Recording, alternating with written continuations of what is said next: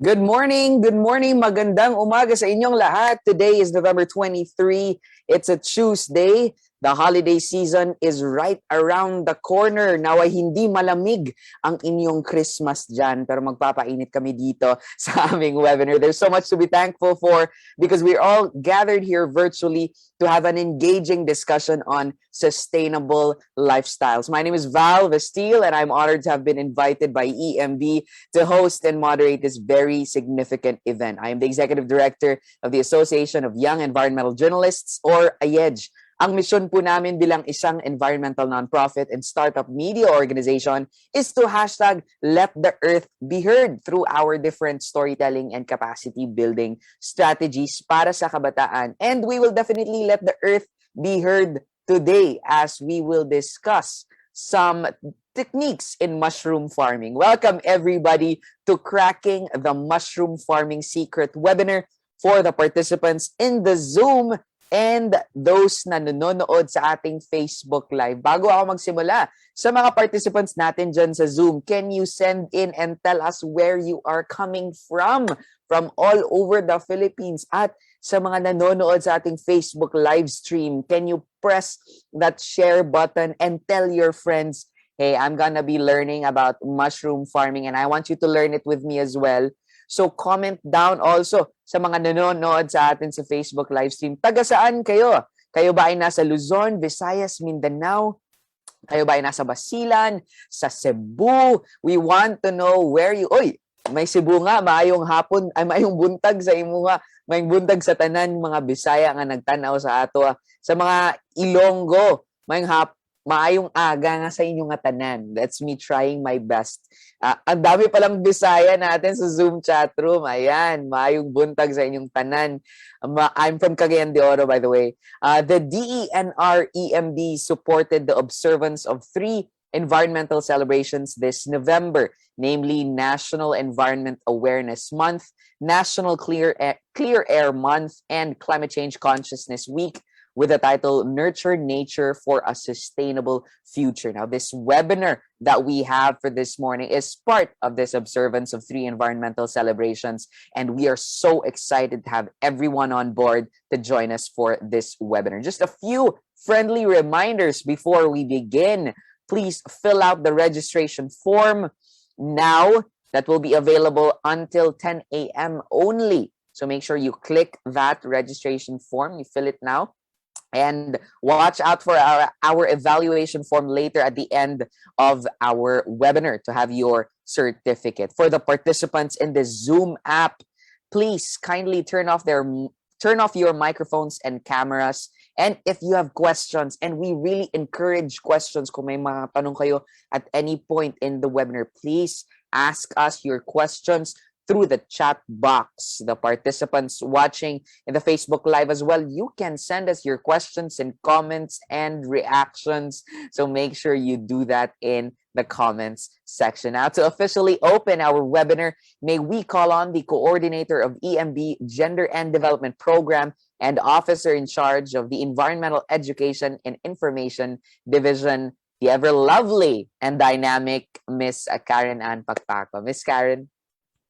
Wow. Thank you, Val. Good morning. Good morning, everyone. Isang makakalikasang umaga sa ating lahat.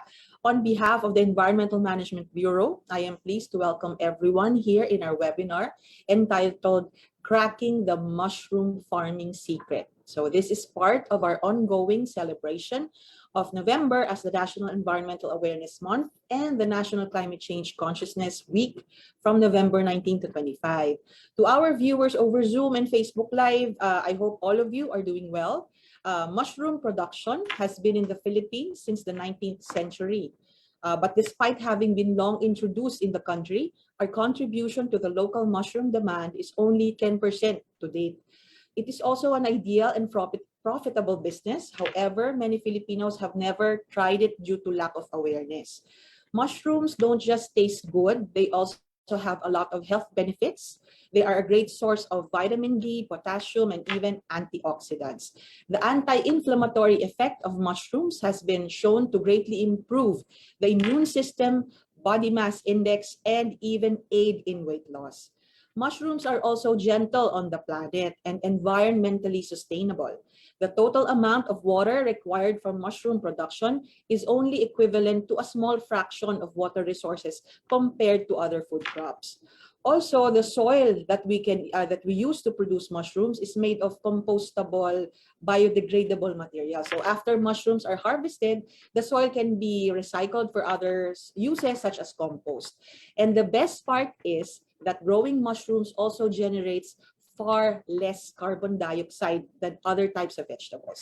So in this morning's webinar, we will get to know more about the basic ways and techniques of mushroom farming, how it can be turned into a source of livelihood and sustainable income, and also how it can contribute to a cleaner, healthier, and sustainable environment. So enjoy po the discussions, and I encourage everyone to ask questions, take advantage of the learnings that you can get from our resource speaker.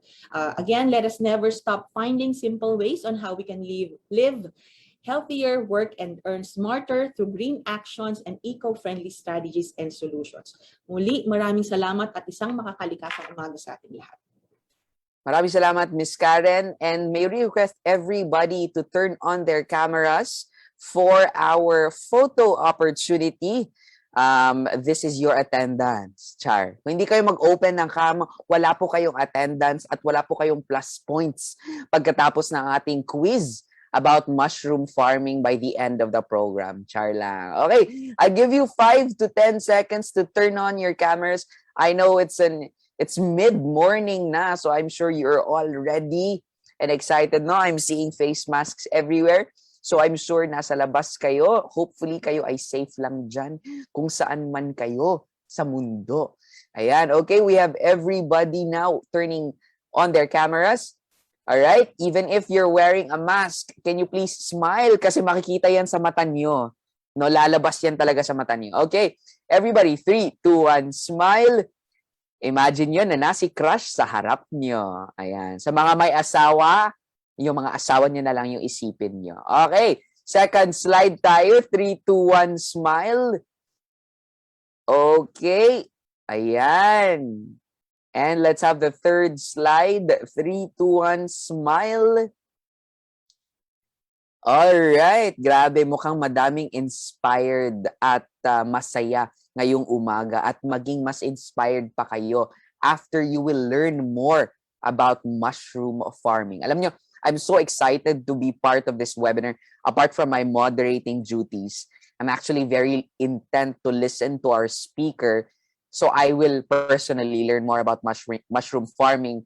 Ngayon, no, now we are mostly at home lang. I think this is a very opportune time to learn about techniques of growing food in our own backyard. All right? As you may know, mushroom farming in the Philippines is growing its popularity recently because not only is it beneficial to our health, ayan, I love me some mushrooms, it is also very beneficial for the environment as well. Hindi lang tayo nakakatulong sa mga sarili natin, nakakatulong din tayo sa ating kalikasan. This could also be a source of sustainable livelihood for your household or your community. And this will be further discussed later by a resource speaker from the Department of Agriculture. This morning, this webinar will aim to inform community leaders on the basic ways and techniques on mushroom farming and how it can contribute for a clean and healthy environment. We will also aim to provide knowledge on how mushroom farming can provide a source of livelihood and sustainable income. So to everyone watching on our Facebook live stream and here on our Zoom, to the local communities, to the women's groups, to the barangay youth leaders, barangay officials, and EMB employees, welcome, welcome everyone. Hindi ko na patagalin pa. Ready na po ang ating speaker at I'm sure ready na kayo. If you are ready, give a Zoom thumbs up reaction over here at Zoom. There's a thumbs up reaction or a heart reaction. Can you show us that you are ready to learn more and to learn how to crack the mushroom farming secret? Ayan, kitang-kita ko na ang ating mga reactions sa ating Zoom chat. Ready na ang ating audiences and ready na din ang ating speaker. Allow me to introduce her. She is from the Bureau of Plant Industry Crop Research and Production Support Division of the Department of Agriculture. Give it up for your speaker for this morning, Ms. Hazel Pasis. Ms. Hazel, the digital floor is yours.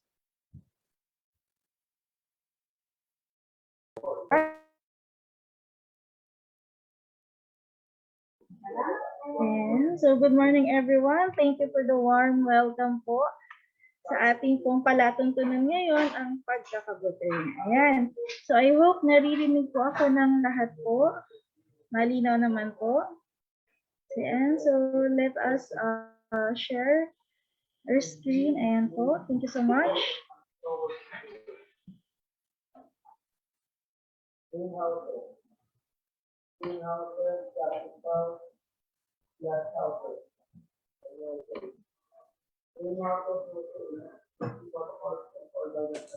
Ms. Hazel, Alright, the screen is ready. Yes, Take it away. Thank you so much po. Let's start with our basic mushroom cultivation. So ano po ba yung matutunghayan natin sa ating palatuntunan ngayon on mushroom? So basically with the introduction and mga background na naibigay po sa atin kanina, isa po si mushroom sa mga livelihood program ngayon na kung saan ito ay maaari pong patubuin, paramihin at maaari pong pagkakitaan sa ating pong mga tahanan sa urban city or sa mga backyard gardening po. So ano po yung mga expected na matututunan ho natin sa araw na ito? So we have actually the background and overview, the different mushroom species, which is they have the production also, the status, different mushroom substrate, kung ano po yung mga ratio and proportion niya. Then actually we got some mechanization, which is ito po ay isang design na kung saan low cost po ito, prototype ng ating mga inhenyero po ng Pilipinas. Ayan. So, next slide please.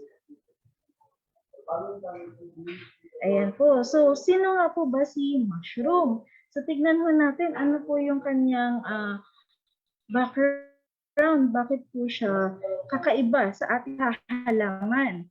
So, si mushroom po ay kabilang po siya sa fungi kingdom na tinatawag. Ibig sabihin po sa mundo ng kaamagan, na kung saan sila po ay karaniwang mga natural na decomposer.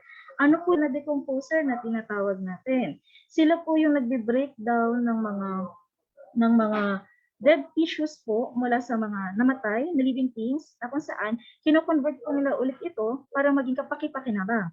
So ibig sabihin po with that, niyo-utilize po ng ating mga kaamagan ang naturang dead tissues na ito para po maging bago ulit or fertile na substrate o patubuan para po maaari ho natin siyang pagkakitaan. Right? So kaya ho nila, they can permeate rapidly its substrate na kung saan kaya ho nila itong gapangan, kaya ho nila itong isynthesize wherein sila po ay magkakaroon ng panibagong bunga na kung saan ito po ay ang ating kabote. They are ideal for cultivation dahil ang ating pong kabote ay tinatawag ho siya na cash crop. Bakit ho siya tinawag na cash crop? Dahil po ito ay mabilis ang kanyang return of investment, therefore mas mabilis din po yung kanyang kung mabilis ang ating return of investment, therefore mabilis po yung kanyang pagbubunga. Ayan po. So si mushroom ay isang bunga po ng amag. Large enough to be seen by our naked eye. Ayan po.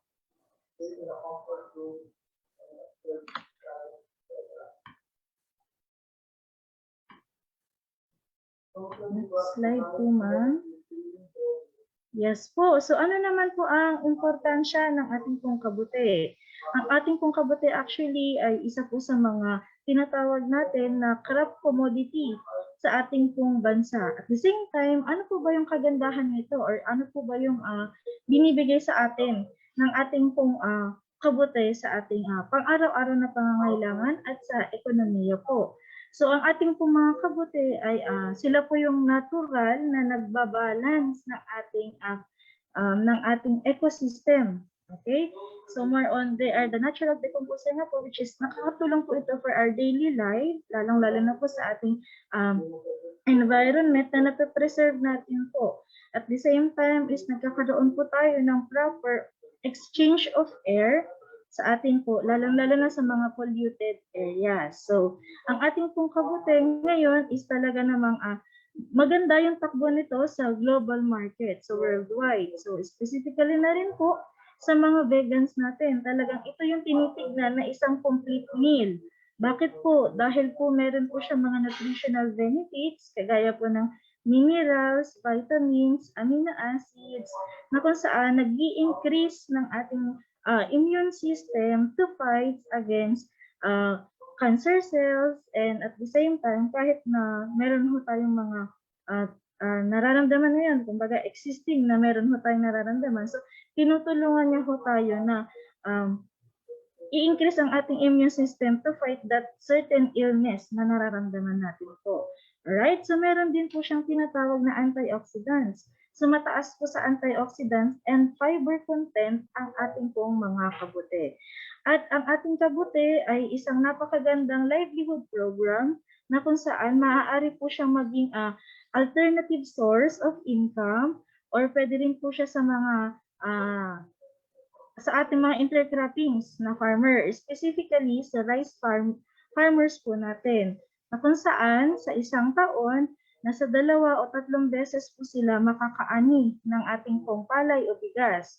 So in between that year, in between that anihan, post-harvesting na tinatawag natin, ano yung maaari po natin pagkaabalahan? At the same time, ano yung maaari natin gamitin para po tayo may additional source of income? So with that, ang mga possible po is yung mga agricultural waste po natin na kung saan ang ating dayami o rice straw is maaari pong i-convert o i-compost po ulit para po maging patubuan po ng ating naturang kabute. Ayan po. So ano po ba yung mga nutritional values po ng ating kabute?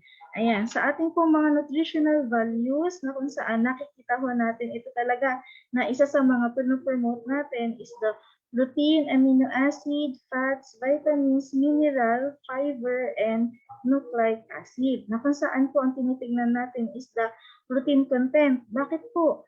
Dahil maaari po natin siyang i-substitute sa ating po mga red and white meats. Dahil po si mushroom, hindi po siya totally talaga na nagbibigay sa atin ng side effect. So, plant-based material po ito, less po yung kanyang mga side effect, or kapag nasobrahan po tayo, less po yung kanyang mga side effects sa katawan. Kung isa po sa tinitignan natin ay ang yung protein content na nagdadala po ng mga, for example po, yung ating mga rayuma, ganyan po. So, basically po, we don't totally na si mushroom is isa sa mga source ng ating mga naturang mga karamdaman, kagaya po ng mga nabanggit natin. Alright, dahil po meron siyang mga other essentials na kung saan nakakatulong po to increase our immune system. Ayan po. So specifically yung fiber content niya, na kung saan tinutulungan po tayong i-detoxify ang ating pong sarili po sa ating mga hindi kailangan sa katawan natin. Ayan. So, tignan natin yung susunod na slide. So, we have here the sample of our medicinal mushrooms, na kung saan ito po ay nasa forma ng ating tinatawag na Ganoderma, or mga kapamilya ng Ganoderma. But they are called, or they are commonly known such sa buong mundo, or specifically sa Asia din po. Okay, siya ay tinatawag na reishi or lingshi mushroom. So siya ay originally po, siya ay na-discover sa China. Kaya po Chinese name ang kanya pong pangalan. So ano po yung mga benepisyo sa atin ng Ganoderma? So we have the antibacterial, we have the cardiovascular, anti-inflammatory, cholesterol reducing, so on and so forth. Ayan po. So tignan ho natin ang ating pong isa sa mga testimonial natin po, na kung saan sa testimonial history natin, we have here together with our two project leaders, Miss Mary Ann and Sir Guerrero. So ayan po, isa po siya sa mga ano po natin, mga testimonial history na kung saan familiar po kayo sa kanya or kilala po natin siya.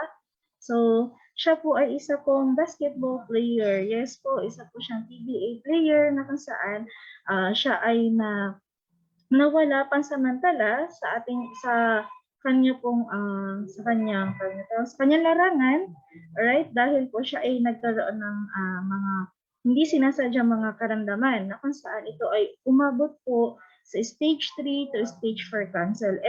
And with the help of the Ganoderma as his food supplement, siya po ay na-diagnose as cancer free. And patuloy po siyang nagpapagaling sa tulong po ng ating pong Ganoderma mushroom. Ayan. So, bakit natin po siya nakasama? Dahil po, isa po si Mr. Adukol. Actually, siya po ay si Mr. Romel Adukol. Isa po siyang PBA player na kung saan nakasama ho natin siya na nagpatubo or siya po ay natutong magpatubo ng sarili ho niyang kabute. Ayan, specifically mushroom po dahil ang kanyang kabute ay all the way from Malaysia and Singapore. Ayan po. So, tignan natin po ang susunod pong next po. Ayan. So, we have here the volume of fresh production natin. So, ang tinitignan muna natin po dito is that worldwide. So, ano po ba yung status po ng ating kabute worldwide, yung ating industry? So, we have here the top 3 mushroom producing countries. So, we have China, USA, and Netherlands. So, si China po, isa po siya sa talagang producer at the same time, nag-e-export po siya ng kanyang mga fresh produce po na klase ng kabute. So, yung dami po ng kanilang volume of production is regardless kung anong klase ng kabute. So, halo-halo na po yan. But basically, sila po ay nagpo-produce ng mga high-end type na klase ng kabute. Ano pong ibig sabihin ng high-end type? Sila po yung mga pang-malalamig na klase ng kabute. Kagaya ho ng shiitake mushroom, familiar ho tayo, king oyster mushroom, ang ating pong winter mushroom o inokitake, tenga ng daga, at mga iba pa hong klase ng kabute. Alright? Sa Pilipinas naman po, ano naman po ang tinitignan natin? Alright? Ano naman po yung stata ng ating volume of production? So actually, karaniwan ho tayong umaangkat sa ibang bansa po. But sa ating pong kada taon na production, as of 2014, meron ho tayong na ipoproduce na 463 metric ton. Alright? So sa ating pong patuloy na pag-promote ng ating pong kabute sa kanyang teknolohiya as isa sa mga maaari po nating livelihood and ang ating pong awareness about mushroom. So yung consumption po natin. So with that consumption, tumaas po yung ating demand. Therefore, kailangan din pong tumaas ang ating supply. So ang ating pong mga local growers, ginawa po nila ang kanilang makakaya. At the same time na sa tulong ng mga promotion natin, tayo po ay nadagdagan. So tumaas po by 2020, tumaas po tayo na 721.16 metric ton. Ayan. So ang datos na ito po ay ating pong kinuha or talagang binakapan po mula sa Philippine Statistical Authority. So actually talagang sa kanila rin po nanggaling with the survey na ating pong mga pinagdaanan. Right? So ayan po, ito po yung total fresh. So nakikita po talaga natin na may market. Nandito ang market ng mushroom. Established na po ito. Ang kailangan lang po natin is yung sustainability ng ating volume of production po kada taon. Alright? So, ayan po. So, tignan ho natin ano-ano po yung mga posibilidad natin or mga possibilities na mga or opportunities natin in venturing mushroom. So, ano po yung mga posible ho natin pasukin? So we have here the cultivation. Ano po ang cultivation? Ito po yung pamamaraan kung paano ho tayo magparami ng kabute. So meron ho sa pamamaraan, maaari ho natin pagkakitaan ang tinatawag ho natin na spawns o mushroom spawns. Alright? O ito po yung pinakabinhi ng ating pong kabute. And we also have the fruiting bag production. So ang fruiting bag production po, ito po yung mga tinatawag na to, ready substrate, ready to fruit na substrate mo natin. So ito po yung maaari nating pagkakitaan. So mas figure out, mas makikita ho natin as we go along. Ano po yung mga tinutukoy natin na klase ho ng binhi ng ating kabute, ang bag production at ang fresh production. Ang fresh production po is karaniwan po bunga ng ating kabute, ang ating pong pinagkakakitaan. Ayan. So meron din ho tayong mushroom processing. Alright, sa mushroom processing naman ho, kung tayo ay magpo-focus with that, yung mga value-added products na po ang ating pong karaniwang tinitrade. Alright? So ano po yung mga example nito? So we have actually yung mga value-added na mushroom empanada. So we have the mushroom barquillos. Ayan. So we also have the chili sauce. Depende po sa kung ano po yung patok sa ating pong merkado. Ayan. Sa ating pong mga kabute, dahil po sa kanilang taglay na medicinal, alright, na medisina po, so karaniwan ang mga medicinal mushroom ay nakafocus po ito sa pharmaceutical purposes or pharmaceutical use. Ano po ito? So karaniwan siyang ginagawang capsule. So pinapulverize po ito, then later on, ginagawa siyang capsule o kaya ginagawa pong tablet. At maaari din po siyang isang cup sa ating mga cosmetics products. Alright, so ano po yung mga cosmetics products? As example, we have actually the creams, ointment. Actually, pasok na rin po dito ang ating mga daily hygienes na kung saan shampoo, soap, yung bath soap na tinatawag. Opo, so meron na po silang mga extract ng Ganoderma and agaricus at may mga iba pa hong klase ng kabute. So, sa global market, meron na ho itong mga karaniwan sa mga networking, alright? So, kagaya ho ng, mag-mention lang po ako ha, para magkaroon lang ho tayo ng malawak na idea about dun sa product na tinutukoy natin. Paano po siya na ima-market, okay? Sa isang kumpanya na kung saan tinatawag siya na networking, okay? Mag-mention lang po ako like, sa nakita ko is parang personal collection, alright? So actually talagang nakita ko siya, alright? Hindi naman po tayo nagpo-promote with that nasa mismong ano po, but pinipicture out natin para mas magkaroon ng idea po yung nakararami sa atin, alright? So yung binibenta nilang coffee o isa po sa mga produkto nila is 3-in-1 na coffee. Na kung saan si 3-in-1 na coffee, meron po itong tinatawag na Ganoderma extract. So you can Google them, you can search with that para makita po na picture out or kung may mga member ng naturang samahan na to, kumpanya na ito or institution, mas clear, maiintindihan natin po siya. Ayan. So para po magkaroon po tayo ng idea paano po siya pumapasok. Alright? So ayan po. So we also have the mushroom preservation. So si mushroom preservation naman, dahil po ang ating mga kabute ay highly perishable, okay? So kailangan po natin ma-preserve yung kanilang freshness para po mas matagal, meron po tayong stock na maaari po natin siyang ibenta soon, right?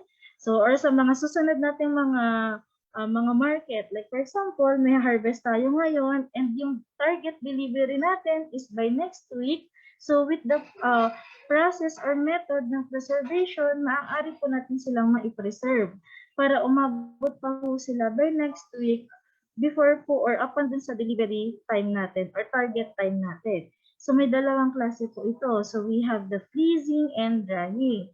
Na kung saan sa freezing around 2 to 4 degrees centigrade or kung kakayanin ho natin ng mas mababa pa, much better. So more on sa atin pong freezing, we have the tunnel drying, we have the freeze drying or frozen and vacuum, and yung ating natural na pamamaraan po. So ano yung natural na pamamaraan natin on how to dry or on how to preserve mushrooms? Actually, ito po yung ginagamitan natin ng dehydrator. Ayan po. So oven dehydrator, yun po yung ating karaniwan na ginagamit po. Ayan. So, tignan na ho natin yung mga kasunod ho nating industriya. Ayan po, sa ating pong venturing. Sa venturing ho natin ng kabute or hindi lang po sa kabute, alright? Sa market industry po natin, meron ho tayong 4 na klase ng farming. So, hindi lang basta farming. So, ito po ay nakadepende po sa kung ano po ang klase ng ating pong business. Pwede po siyang trade, enterprises, ano po. So, as growers ng ating pong kabute, so we have the micro scale, small scale, medium, and large. Na kung saan si micro scale for barangay sector, medium for municipality, ay for regional, small kay municipality, and large for the nationwide. So ang tinutukoy natin dito is the operation. Ano po yung nasasakupan ng operation na yun in case. Alright? So, from that operation, ano po yung takbo ng ating market linkage? So, sa ating pong market linkage, we have the producer. Alright? Si ating producer po, regardless kung siya ay micro-scale, small, medium, or large, direkta po natin siyang dinadala yung ating almost 70 to 80% ng ating pong mga produce sa public or private supermarkets. So doon po siya. So as fresh or value-added products po. So syempre, nandito rin ang ating mga wholesale distributor. So mga middle person natin, yes po, kumukuha pa rin po sila ng around 20% or higher sa ating pong mga local producers po. Para meron din po silang mai-resell na tinatawag. So reseller po sila. Ayan. So, maaari po siyang as fresh form or value-added products. Ayan po.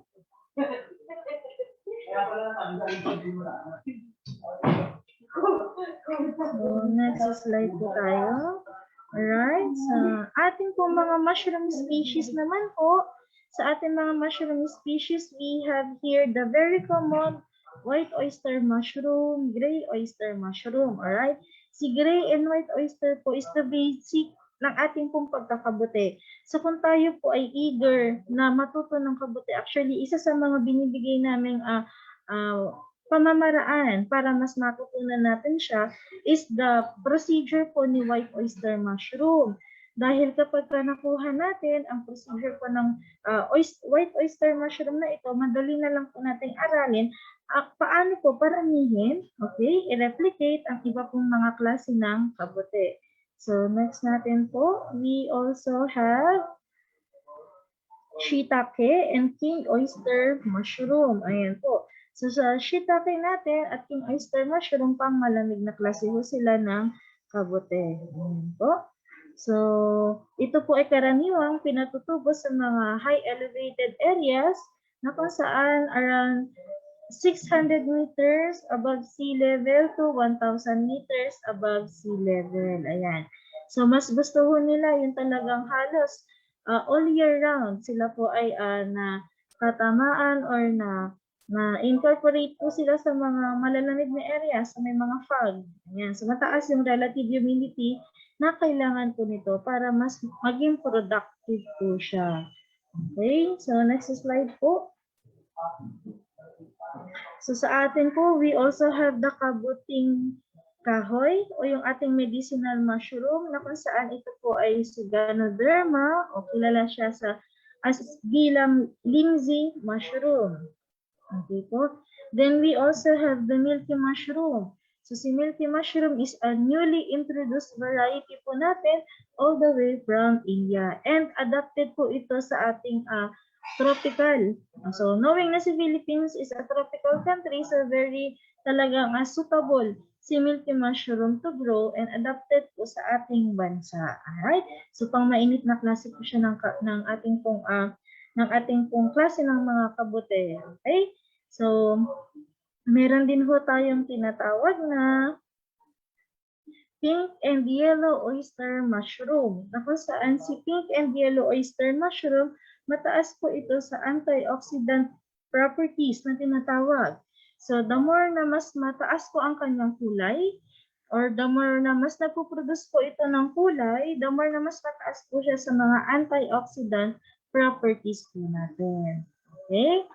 So, the same procedure din po siya actually with the process po ni white oyster and gray oyster mushroom, but mas mabilis kasi natin talaga pong matutunan paano po yung adaptive environment po ng ating white oyster mushroom. Ayan po.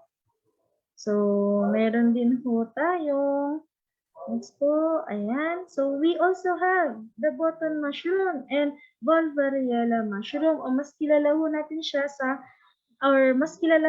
siya bilang kabuting saging po. Ayan.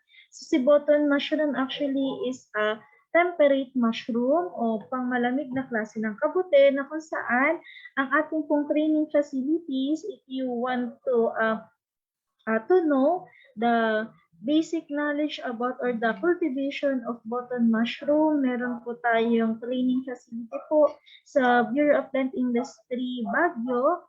Located po siya sa Gisad Valley City. Ayan po. So actually, nandun po yung hands-on training with the button mushroom dahil pang malamig na klase po siya talaga ng kabute and iba po yung kanyang composting procedure.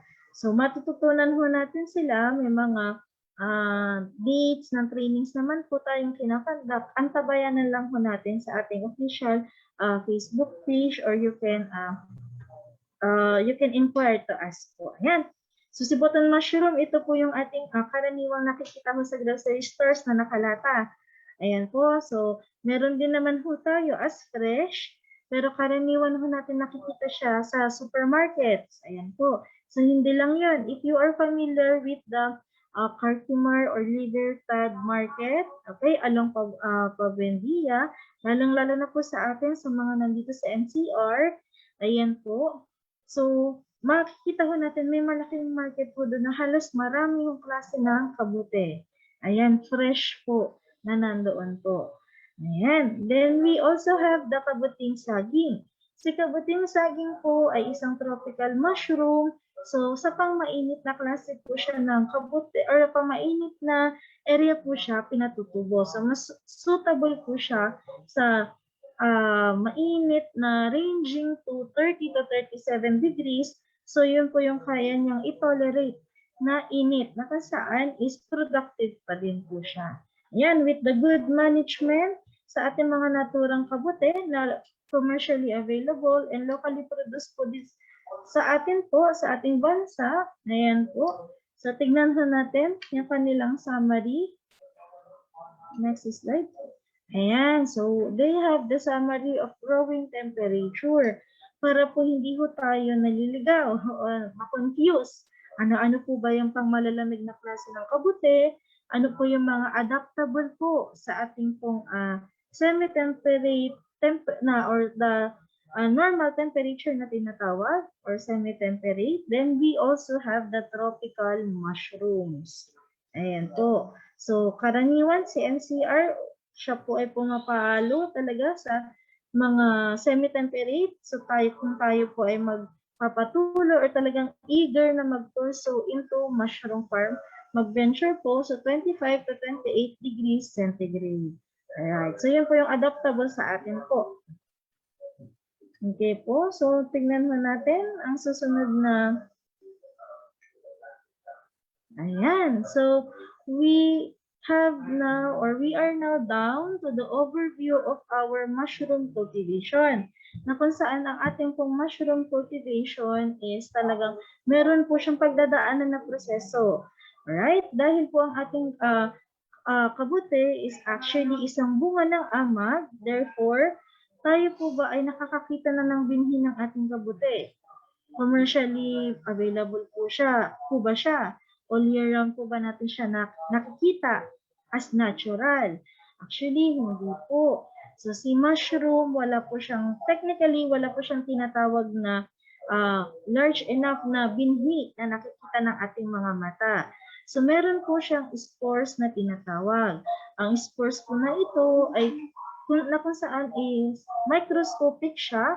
So dahil microscopic, tayo po ay gumagawa or nag-undergo po ng alternative na mga pamamaraan nito para po tayo ay makapagpatubo, makapagparami ng ating kabute. So through the process of tissue culture, which is one of the technology natin, alright, sa ating laboratory po. So more on laboratory hands-on, or yung handling nito is more on may laboratory. So, in aseptic condition ho tayo para po makapag-produce tayo ng tinatawag natin na mother culture o yung ating pinakapanimulang binhi po. Then, kapag tayo po ay nakagawa ng ating panimulang binhi, tayo na po ay ready or go signal na po sa atin na ito po ay paramihin. So, tayo po mismo ang gumagawa ng pinakabinhi ng ating kabute. So, ang paggawa ng pinakabinhi ng ating kabute is gumagamit po tayo ng plant-based material.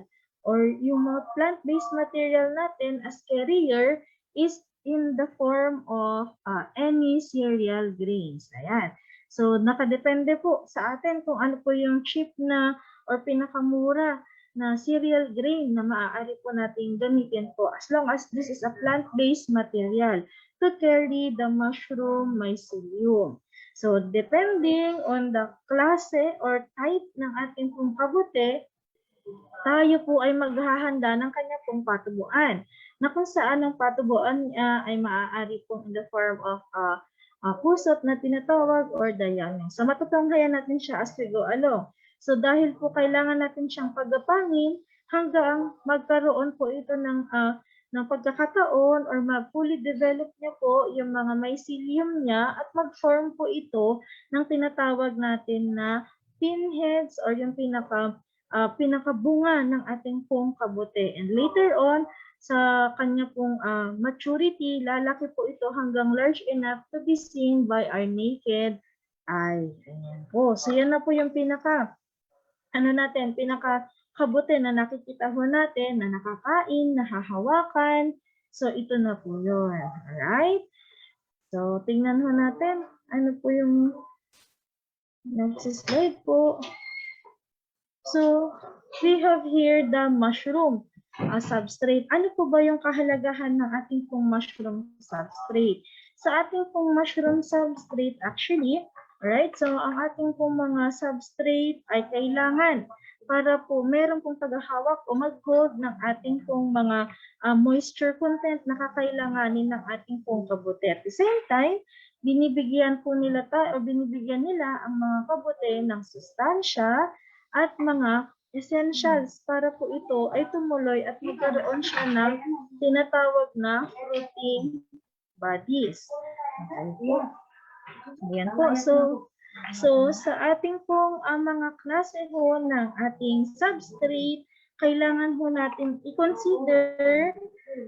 So i-consider ho natin yung tinatawag na woody fibrous na kung saan meron po siyang mga so more on type of ng agricultural waste na meron po siyang lignin, cellulose, and hemicellulose. Ayan. So more on may mga content po sila ng mga carbon at saka yung main food source ng ating pong mycelium para po makumpleto niya yung kanyang development, magkaroon po siya ng proper energy to produce mushroom fruiting bodies. Ayan. So, tignan ho natin ano po yung mga klase ho ng mga substrate o patubuan or agricultural waste na maaari po natin gamitin o i-utilize. Ayan po. Next slide po. Ayan. So, we have here the pusot or sawdust. Then, we have the dayami or rice straw. Ang kusot natin, much better po kung good lumber ang gamitin natin na kusot. Kung wala naman po, since sa ating mga source is more on talagang mix na po, so pwede rin naman po siyang may halo ng mga ibang mga kusot po like shinigina, ayan, sa ating mga yakal, nara, karaniwan po, yan po ang mga halo-halo po dun sa ating kusot. So, maaari din naman po siyang gamitan ng tinatawag natin na coco lumber. Pero si coco lumber po is mas matagal po yung kanyang proseso. Therefore, mas matagal po natin siyang maaaring ma-utilize. Kailangan po kasi nilang dumaan sa proseso. Okay? So, with that, kung medyo nahihirapan tayo sa ating pong substrate or isa sa mga major substrate natin, maaari po natin siyang bigyan ng alternatibo. Na kung saan, a very good alternative is the rice straw o dayami. Ayan, so talagang ito po ay magbe-benefit yung ating mga rice farming communities po dahil ma-dispose na po nila ng maayos ang kanila pong naturang waste. Pagkatapos ng harvesting, maaari pa po nila itong pagkakitaan at the same time, so meron rin po silang pinagkakabalan. So hindi lang po sila nag-aantay ng mga susunod na crop. At the same time, nade-develop po yung kanilang skills. So, nadadagdagan po ang kanilang mga kaalaman. Ayan po. So, next natin po is they are supplemented by our selected additives na kung saan ito po ay ang apog o agricultural lime, darak, at brown sugar or molasses. Alright? So, sa ating pong mga supplement na ito, may mga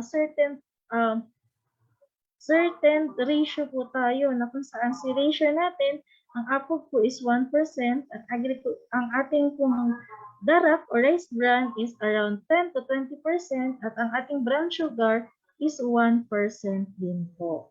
Okay? So, depende po yan sa total natin na substrate na makukuha. So, doon ho tayo magkakaroon ng computation. So, si sodas base, kapag pusat ang ginamit natin, by weight po tayo. Kapag tayo po ay nasa rice straw base, ito po ay by volume. Okay po. So, next slide po. Ayan po. So, salamat po sa atin. So, ano-ano po yung mga possible na mga substrate na maaari po natin gamitin kapag tayo po ay nasa alternatibo po. So, we have the rice straw base. Okay?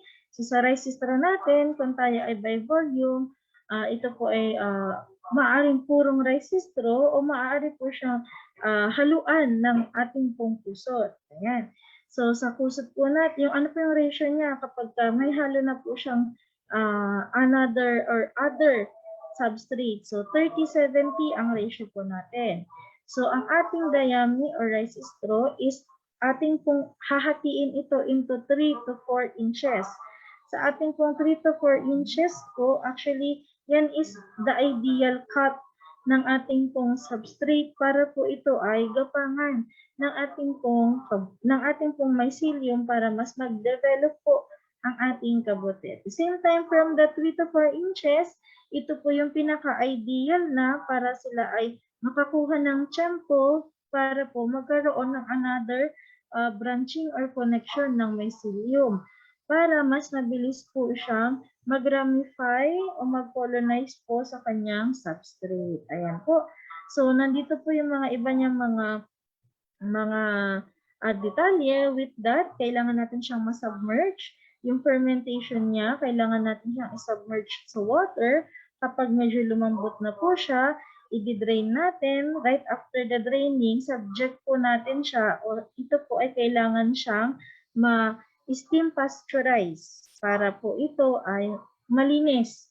Alright, malinis po nating gamitin. Alright po, so next po, tignan natin. We also have the maize stalks, alright, and corn cobs. Sa maize stalks po natin, o yung waste po natin mula sa mais, alright, so maaari din po natin silang gamitin. Ganon din po, kagaya din po tayo ng rice straw, ito po ay ating hahatiin, i-chop or i-shred into 3 to 4 cm length. Then sa ating pong PP bags na tinatawag, o dito po natin sila nilalagay.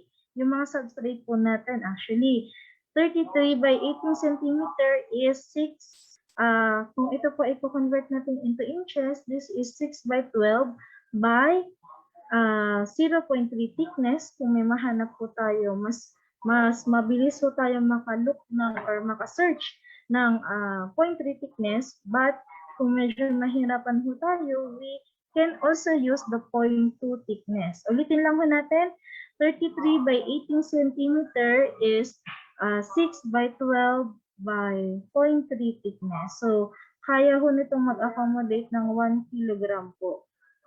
Ibig sabihin po, isang kilo po ng total substrate mixture po natin. Alright?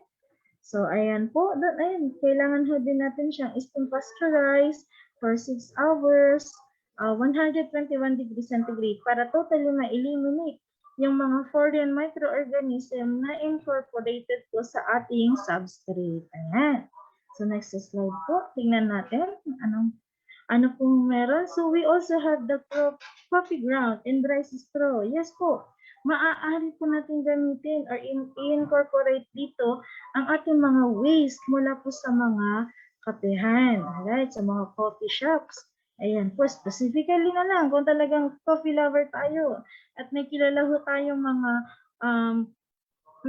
may-ari ng mga coffee shops. So actually, isa po yan sa mga problem ng mga coffee shops natin, paano i-dispose ang kanila pong mga grounds. Ibig sabihin po, mga waste nila mula po sa kanila pong mga pagbuburo o pagbubrood na tinatawag. Alright?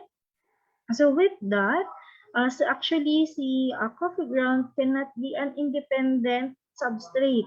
So isa lang po siya sa mga supplement na maaari po natin idagdag. But with that, so ano po yung mga possible na ratio and proportion natin? So we have the rice straw na kung saan 40%, 30% po ng ating spent ground o yung coffee waste na tinatawag po natin. Then kung nais pa po natin itong magdagdag ng another supplement, we can, or ng other additives, we can use sawdust and plus yung ating pong mga agricultural lime. So kailangan to neutralize the pH ng ating pong substrate. Ayan po. Then we also have actually the 10% mushroom grain o yung binhi nito. So inilalagay ang binhi ng ating kabote after the preparation po ng ating substrate. Ayan po. So ano po ang mga next natin? So we also have here, ayan po, we also have the cocoa coir vermiculite. Alright. So, si cocoa coir natin ay yung pinaka dust or pinaka waste po mula po sa ating mga coat ng niyog para mas madali siyang ma-imagine what is the cocoa coir. Ito po yung, kung familiar kayo sa ating bunot, ayan, kapag nag-scrub tayo ng mga, mga houses natin, so yung floor natin, i-scrub natin, so gumagamit tayo ng bunot. Yung bunot po, kapag natanggalan mo siya ng bao, so maaari pong durugin yung pinaka-cover po nito. So yun po ang pinaka-cocoa coir na tinatawag natin. So yan yung coir dust na tinatawag actually. Ayan, with the vermiculite. Okay, si vermiculite more on sa waste po ito ng ating mga African night crawlers. Alright? So with that, si vermiculite po is kailangan nating i-incorporate sa ating substrate. So si cocoa coir can be an independent substrate. And with the help of vermiculite, si vermiculite actually hindi po siya totally independent substrate dahil kulang yung kanyang mga content nito para mas ma-develop si mushroom. So kailangan po siyang i-associate or incorporate sa ibang mga independent na substrate. Ayan. So nandito po yung kanyang ratio and proportion plus yung kanya pong way how to compose them. So kailangan lang po siyang ilagay sa container with lid o yung pinakatakip. Then mix lang po natin siya. Then with that, we have to subject them for steam pasteurized. Na kung saan steam pasteurized, steam po ito steam. So with the steaming ho natin, kailangan po siyang umabot ng 4 to 6 hours. Alright?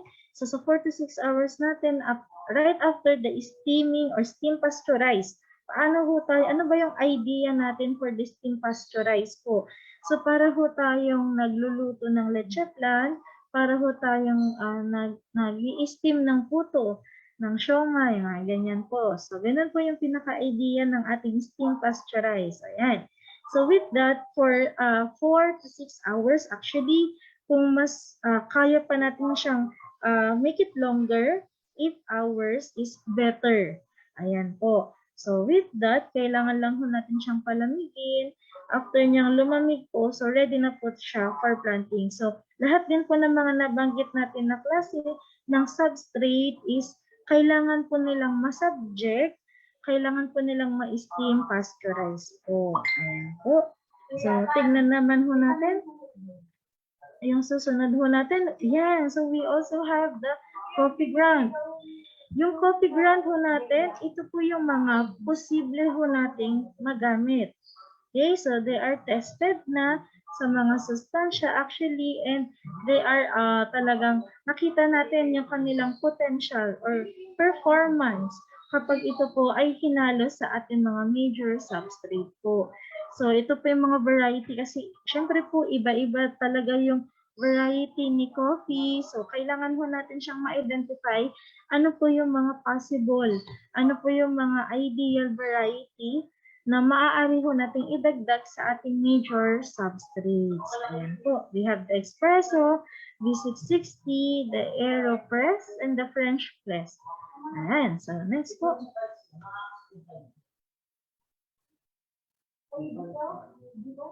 So, we also have here the supplemented hardwood dust. Na kung saan, si supplemented hardwood dust is more on ito po yung mga pellet-like.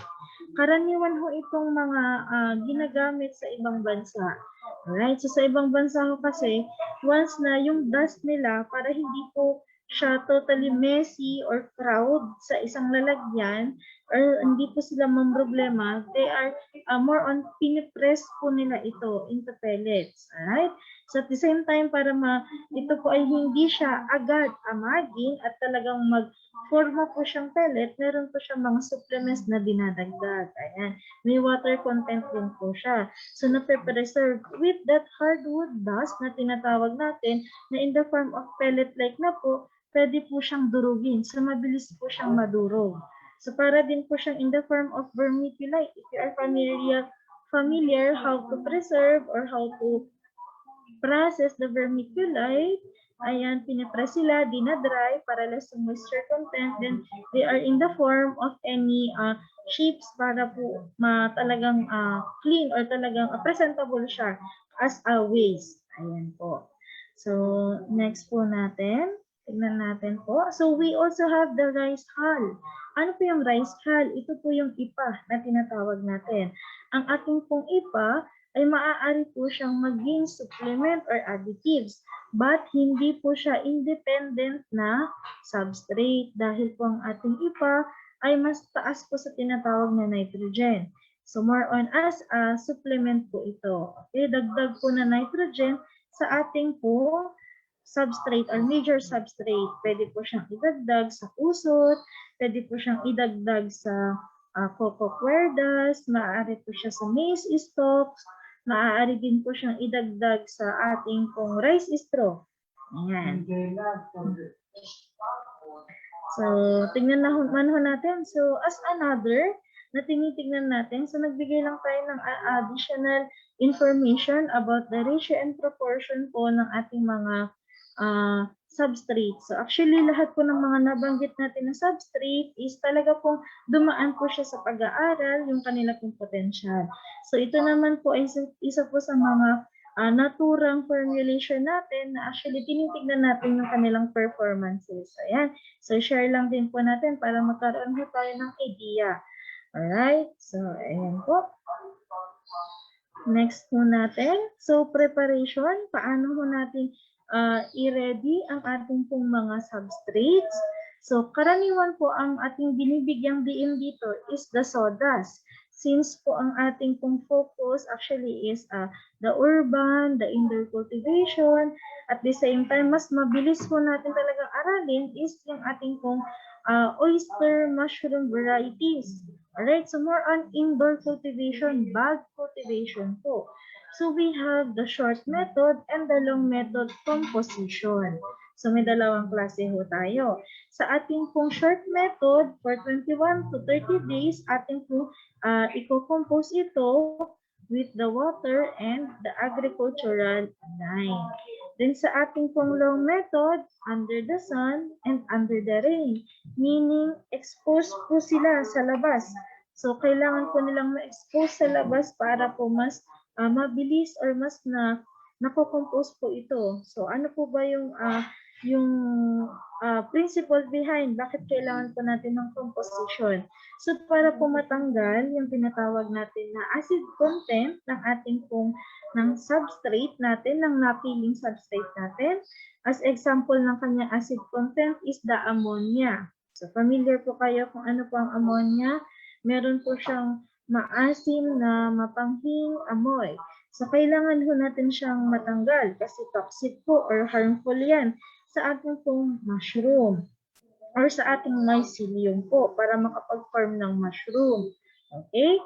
So with that, si short method composition is likewise tinatanggal niya yung other chemical component or chemical na na-incorporate sa substrate natin during na siya ay isang puno pa lamang, siya ay isang halaman. So karaniwan ho kasi sa ating farming and planting kapag para maiwasan ng ating mga pests and diseases.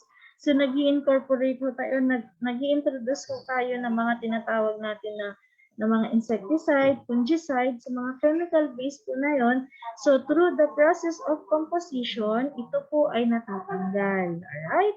So kapag good lumber ang ating pong nakuha or nakulik, so more on 21 to 30 days po ito. Okay? So yun po yung tinitingnan natin na proseso. More on ang ina-apply ng ating mga small, medium, at saka micro scale is the short method. Kapag large scale na ho tayo, more on the tinatawag natin na long method procedure po tayo. Okay? Pag large scale na kasi they have the space big enough para makapag-imbak ng ating pong mga naturang substrate po. Ayan. So next po, tignan natin ho. So ano yung preparation natin for the short method? So kung concrete na yung area natin, we can put them sa lapag na lang, then doon ho natin siya hahaluin every other day. So ang paghahalo ng ating kusot po, so yung kusot natin, meron na po siyang tubig, meron na po siyang apple. Okay? So, hahaluin po natin siya na para pong construction worker. Alright, so yun po yung tinitignan natin na pinaka-idea, how to mix them well. Para even yung ating pong ferment or yung ating pong composition, so para mas matanggal po ang ating acid content. Okay? So, to further help them compose the substrate, so kailangan po natin silang takpan para meron pong form ng init na nandoon po sa substrate natin. Alright? At the same time, hindi rin po siya agad matuyuan. So kapag natuyuan po kasi nagdadagdag at nagdadagdag po tayo ng water time to time in gradual addition po. So with the help of that, less lang po yung ating pag-add ng water. At the same time, mas mabilis po siya nakaka-form ng heat o ng init po sa loob ng kanyang heat. Ano po yung heat? Ito po yung parang pinakabundok niya, ay pinaka-form ng ating pong substrate. Ayan po. So, next natin po.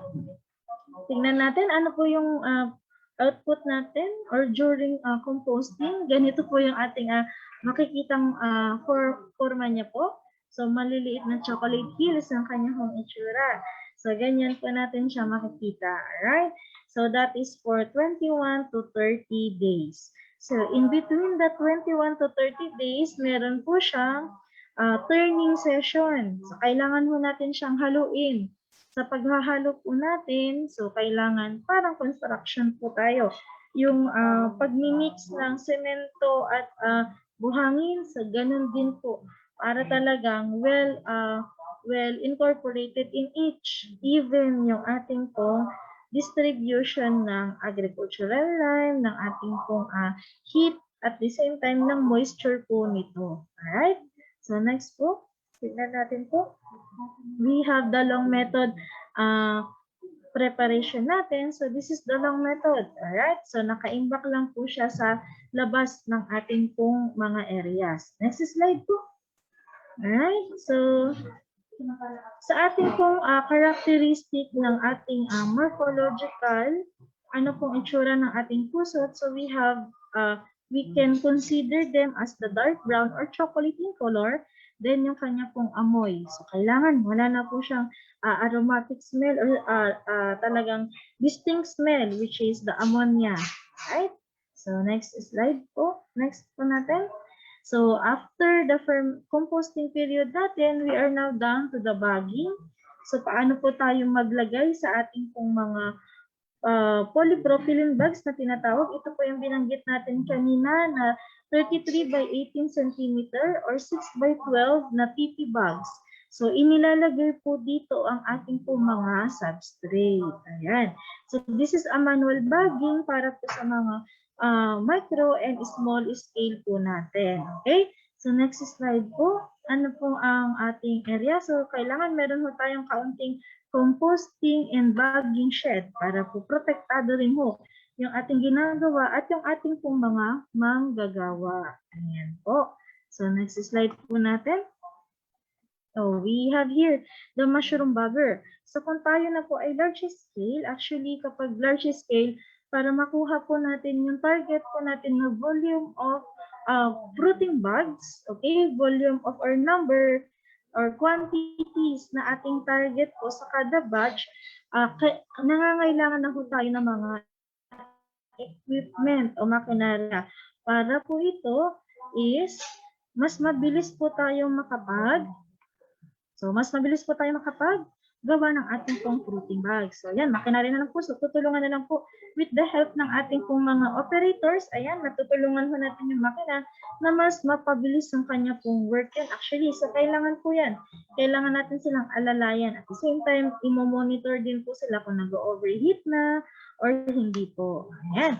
So, ito pong mga equipment na ito, karaniwan po siyang minamanufacture from outside the country. Pero ngayon po, sa tulong po ng ating mga inhinyero, okay, ng ating Department of Agriculture and other engineers po natin in the Philippines, matutulungan ho nila tayo na magka-idea with the low-cost prototype ng ating pong mga equipment. Ayan po. So next slide, tingnan mo natin. Ayan, so paano po? So yung nakikita ko natin sa kabilang larawan is the manufactured. Then yung nandito po sa yung red na kulay pula po na ating pong kagamitan is yan po naman ay isa pong prototype ng local engineer natin. So kung makikita natin po is talagang pareho. Ayan, pareho po yung kanila pong nagagawa. So pareho po yung halos performance nito. Alright?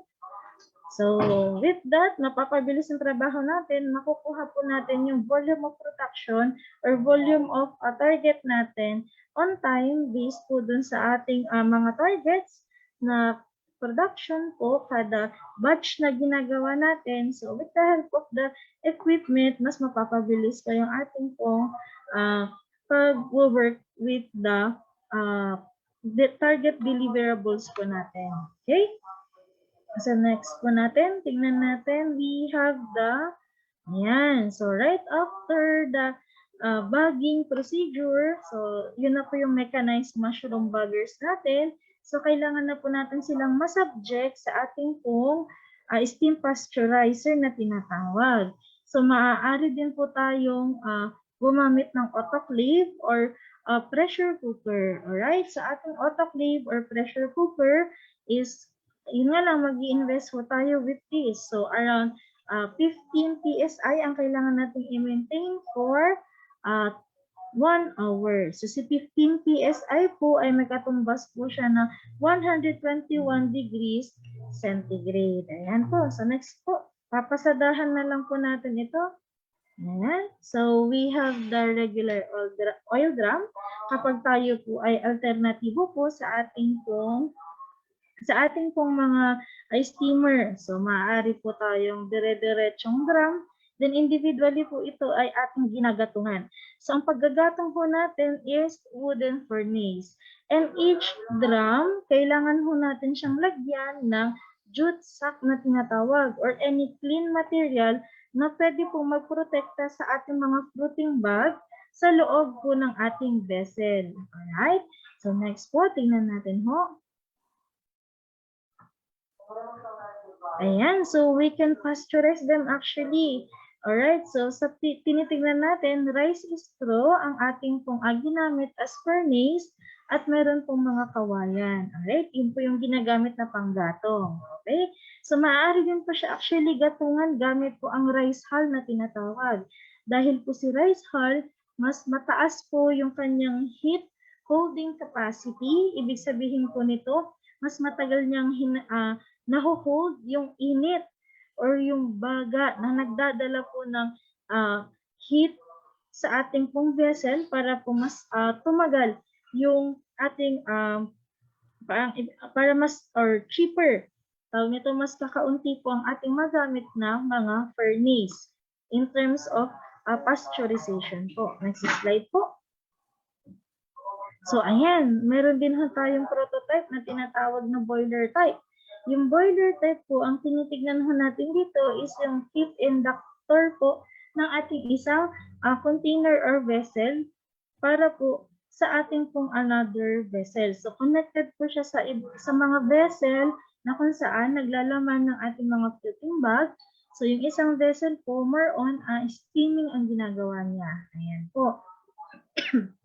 So with that, nakakasave po tayo ng time, nakakasave po tayo ng ating panggatong, at nakakasave din po tayo ng ating pong oras. Ayan, yung oras, panggatong, at saka yung dami. Mas marami po ang ating pong nagagawang or na i-steam na mga klase ho na or mga fruiting substrate po na tinatawag natin. Alright? So next slide po. Ayan. So, we also have the fabricated one, na kung saan yung fabricated one natin, ito po ay gawa or innovation po from the Region 3, sa Visayas areas natin, and we also have the Region 7, ayan, Region 6. So, sa mga Visayas area po sa Iloilo, yan po yung mga innovations po nila, how to save energy, time, at the same time, mas marami po ang kanila pong ma-steam pasteurize. Ayan po. So with that, next po, pasadahan na lang po natin. So ito po naman yung mga possible din po na ating innovate with the gasol, or so meron po, kung meron po tayong ignition type, ito po yung maaari po natin possible, alright, na maging frame o yung setup po natin with the continuous steaming po natin. Alright, so pwede po ang gasol furnace po para dito. So more on ang ano lang natin talaga is parang ignition stove para mas heavy duty po ito. Okay, next slide po. Next natin po is the boiler. So we have the boiler. So actually ito po yung mga malalaking autoclave na tinatawag po natin. So, ito po siya. So, ito po ay manufacture ng isang company, but actually we have the design or prototype para po sa ating mga low cost. Mas madali po tayo makapag-purchase, avail po ng mga naturang mga equipment po. Okay? Next po. Then right after the steaming, we are now down to the inoculation or planting ng ating pong kabute, na kung saan yung ating pong planting ng kabute is kailangan po siyang mapalamig bago po siya matamnan. Okay? So next po natin. So lahat po ng pagtatanim natin, atin po itong dinadaan or nilalagay po sa protektado or aseptic na tinatawag po. So, kailangan hindi po siya naka-expose sa hangin para po less po yung ating pong contaminants, mga chances or occurrence ng ating contaminants po. Okay? So, this is the ideal sketch or ideal sketch po or illustration ng ating chamber na kung saan ipapasok lang ho natin yung ating mga kamay at yung ating po mga gagawin na pananim po. Okay, so with that, the design is actually meron po siyang frame glass. Okay, yung frame glass po, so doon ho natin na monitor ano po yung mga ginagawa ho natin. Alright, so that is alternative for biosafety cabinet na tinatawag po natin. Okay? So next po natin, we have the incubation period which is 30 to 45 days po. So 30 to 45 days, on the 45th day, magkakaroon na po ito ng pinakabunga niya. Okay? So doon na po mag-start ang first harvesting natin. So ang ating incubation period, maaari po siyang nakatayo or the vertical orientation or horizontal. Okay? So isa po sa mga ina-emphasis natin sa illustration na ito or larawan is kailangan po siya naka-clean yung kanya pong ilalim. Okay? So kailangan malinis yung surface nito para po mas ma-maintain natin yung kanya pong asepticity. Ayan, para less yung kanyang contaminants. Okay po. So with the proper ventilation, ito po ay magra-ramify, mamumuti hanggang petan. Then the 45th day will develop the mushroom fruiting bodies. Right po. So next po natin, we have here the 45th day. That is the sawdust base. So ito po yung ating sawdust base, which is yan po yung tubo niya after the 45th day. Alright? So ito po ay may shelf. Ayan. So nakikita ho natin, napakaganda ho. So sana ho is makatulong po itong pamamaraan na ito para makapag-develop din ho tayo ng ating pong mga sarili pong mga kabuti. Ayan ho. So we have here now, we are down now to next. We are going to next po. So we have here, actually this is the form of the yung hanging type natin, kagaya po na nakita natin previously, yung form po natin is kailangan or mas ideal po siya to maximize the space requirement po ng ating area. Okay, na kung saan kailangan niya po siyang ma-hold ng maigi. Okay po, then sa ating fruiting stage ng ating rhizostra base naman, kapag ito pong alternatibo ang ginamit natin, so maaari din po siyang mapatubo o maparami. But in the form of larger po yung kanyang pinaka-supot, right? So, or pinaka-lalagyan. So, times 3, times 5 po ng normal na 6/12 natin. Ayan, para po mas mabilis po nating mahabol yung yield na ideal from the sawdust base, which is sawdust base is approximately 4 to 5 months and si rhizostra base ay for 3 months. Ayan po. So, next slide po. Next na po natin, the multiplication propagation. Ano po yung mga ideal natin na kung saan ito po ay ang mga paano po siya i-transfer. Alright? Ayan po. So, sa pagka-transfer natin, kada bote po ng ating pong grain spoon. So, actually, ang highlight po natin dito is the grain spoon po natin. So, sa binhi ng ating kabote, sa isang binhi ng kabote, kaya ho nitong magtanim ng around 20 to 25 na fruiting bag substrate. Ayan po. So, yun yung pinaka-highlight natin na tinitignan with this one kasi yung ating pong test tube and the other subculture procedure is normally po sa laboratory na po tayo. Okay? So, next slide po. So, the space requirement, paano po natin i-compute with the target na 5,400 fruiting bags. Ito po yung kapasidad ng ating house.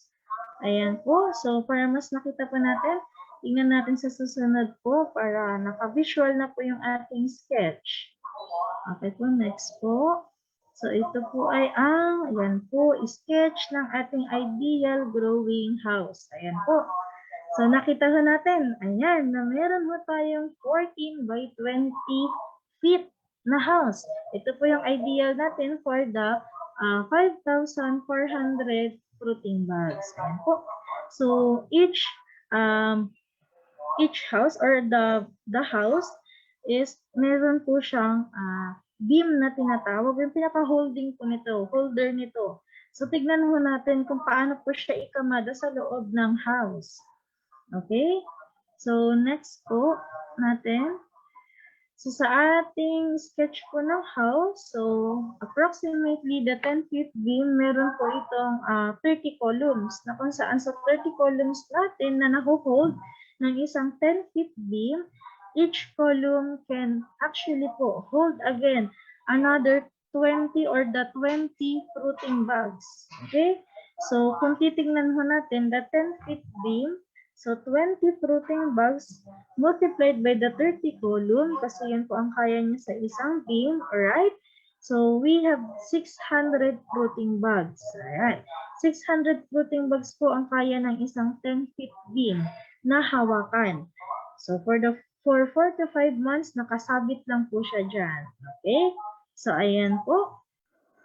Ideal houses natin para po sa ating 14 by 20 feet.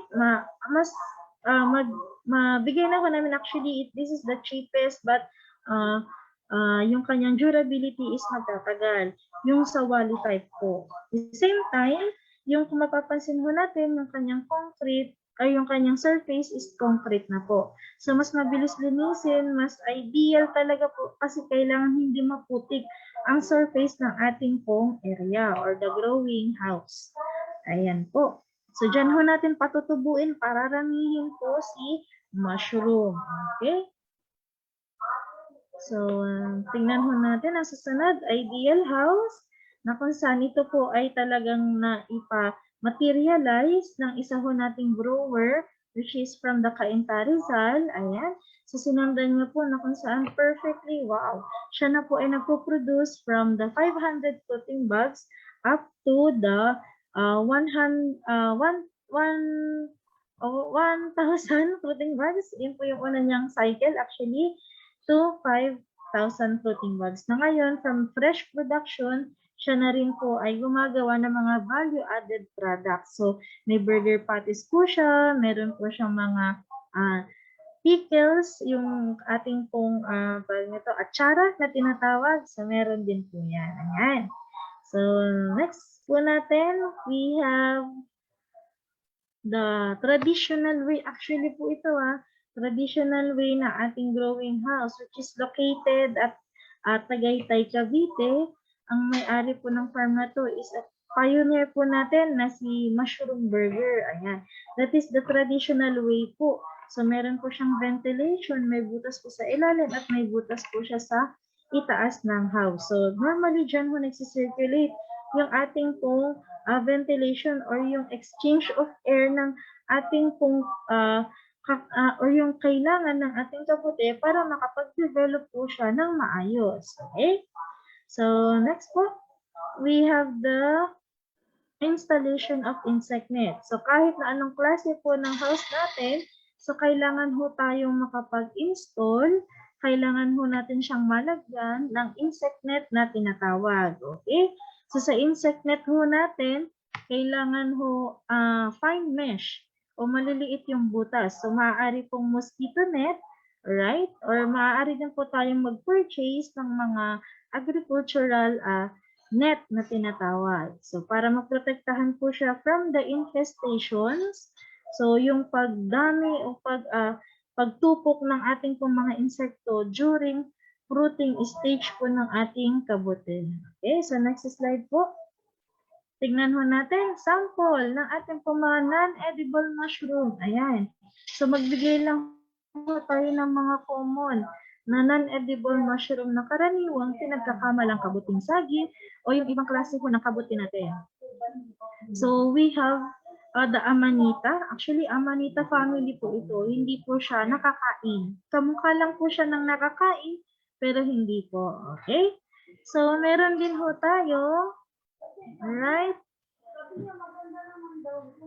Next po, so we have the oyster mushroom like. Para po siyang pleurotus. Ano po? Para po siyang pink or white oyster mushroom. Ayan, pero hindi po. Kasi mapapansin ho natin na meron po siyang black shade or variegated po siya sa ibabaw po. Okay? So that means hindi po siya edible. Ang ating pong mga pleurotus mushroom, kahit na nag-hybrid na po sila, kahit na sila po ay nag-mix ng one variety or one strain to another strain, hindi po sila magiging variegated. So kapag ganito po, consider na po siya na non-edible mushroom. Yan. So iba-ibang mga pamamaraan or iba-ibang characteristic po to identify their edibility status. Okay?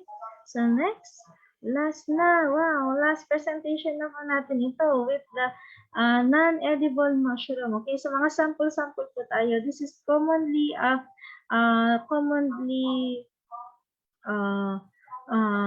nakikita natin siya sa mga loose substrate, alright? Na kung saan pinagkakamalan po siya, commonly mistaken. Actually po ito na mamarang. Familiar po ba kayo sa mamarang? Ayan po. Si mamarang po actually nakikita po siya yearly or seasonal. Sa ating pong every season or tag-ulan ho natin, lumalabas po si mamarang. So actually hindi po siya mamarang. Si mamarang po is mas patusok pa ho siya, then mas makapal yung kanya pong pinakatangkay. Unlike or whereas dito po sa ating pong isang klase ng kabute which is isa po siyang weed. So more on, ang pamilya po nito is Coprinus. So yung Coprinus na to, more on nakikita ho siya during sprouting or fruiting ng mga edible mushrooms. So talagang parang weed o talagang sila ay damo na tinatawag po ng ating pong production. Normal po yan. Okay lang naman po yan. So hindi naman po sila totally harmful sa katawan ng tao. But hindi po natin sila nakakain. Okay? Next po. So we have here the glimpse ng ating pong return of investment. Actually, for updating pa ho natin ito dahil year 2019, ang last na computation natin, and due to pandemic, year 2020 to 2021, so basically po sa cost of production natin, sa materials and labor po natin, nagbabago po yan. So we are going to update it soon, so after ng canvassing natin. But, tignan ho natin yung mga ideal ho. So sa return of investment natin, ang nakikita talaga natin na talagang may kita. Okay, so hindi lang basta may pagkakakitaan. Is we have the laboratory or the cultivation side ni mushroom. Ayan, sa mga paggawa ko ng binhi. Kapag tayo po ay more on gumagawa ng binhi, wow, mas malaki po ang ating nakikitang kita or kikitain. Then followed by the fruiting bags, which is the fruiting bag actually talaga kung titignan natin with the selling of cost per bottle or cost per bags natin, aabot po tayo ng about 1 million sa isang taon. Ayan. Sino po bang may ayaw niyan? Ayan po. So with that, meron po siyang 154 na return of investment, and sa ating pong rice straw, 140% po. Alright? So sa ating fresh manual po, depending sa ating pong volume of production, sa takbo ng ating pong management, sa ating pong season at mga pag-aalaga, strategies. So, actually po tayo ay nasa annual na tinitingnan natin 186.97 na kung saan ang ating volume of production is pumapatak po tayo ng around ilang kilo po? 27 or 2,790 kilogram in 3 growing cycle in a year. Okay, so yung ating 3 growing cycle in a year, per cycle po natin, meron po siyang around 4 to 5 months. So, isang taon natin, ilang months ang meron tayo? So, we have 12. Okay? So, sa 12 natin, divided by 4 months, so we have 3. So, 3 beses po tayo maaaring makapagpatubo, and with that, we are generating around 186.97% ng ating pong return of investment. Ayan po. Value addition will depend on the value added product and the packaging. based on the certain or desired mushroom byproducts po natin. Ayan po. So next slide po, tingnan natin. Wow! So ito na po yung mga serbisyo na ibibigay sa atin po ng gobyerno in terms of mushroom when venturing in mushroom. Actually, kay Bureau of Plant Industry under the Department of Agriculture, we are holding intensive hands-on training or the face-to-face training. Ayan, for free po ito. Then, if we are totally eager to pursue mushroom, ayan, at medyo luck talaga tayo, tinitingnan natin yung capital natin, nandito po si Agricultural Credit Policy Council or ACPC, under pa rin po siya ng Department of Agriculture, alright? Isa po siyang funding agency or maaari po tayong makahiram ng ating pong kapital, alright? Then for the food processing, packaging, and labeling, nandito po si DTI and DOST to help us with the processing natin. Paano po yung mga ideal handling natin na kung saan nalilesen po yung ating pagka-food poison. So, meron po tayong sinusundan na proper guidelines with the help of ng ating pong mga naturang ahensya. May mga registered nutritionist po sila, microbiologist, and food analyst na maaari pong makatulong sa atin. Ayan.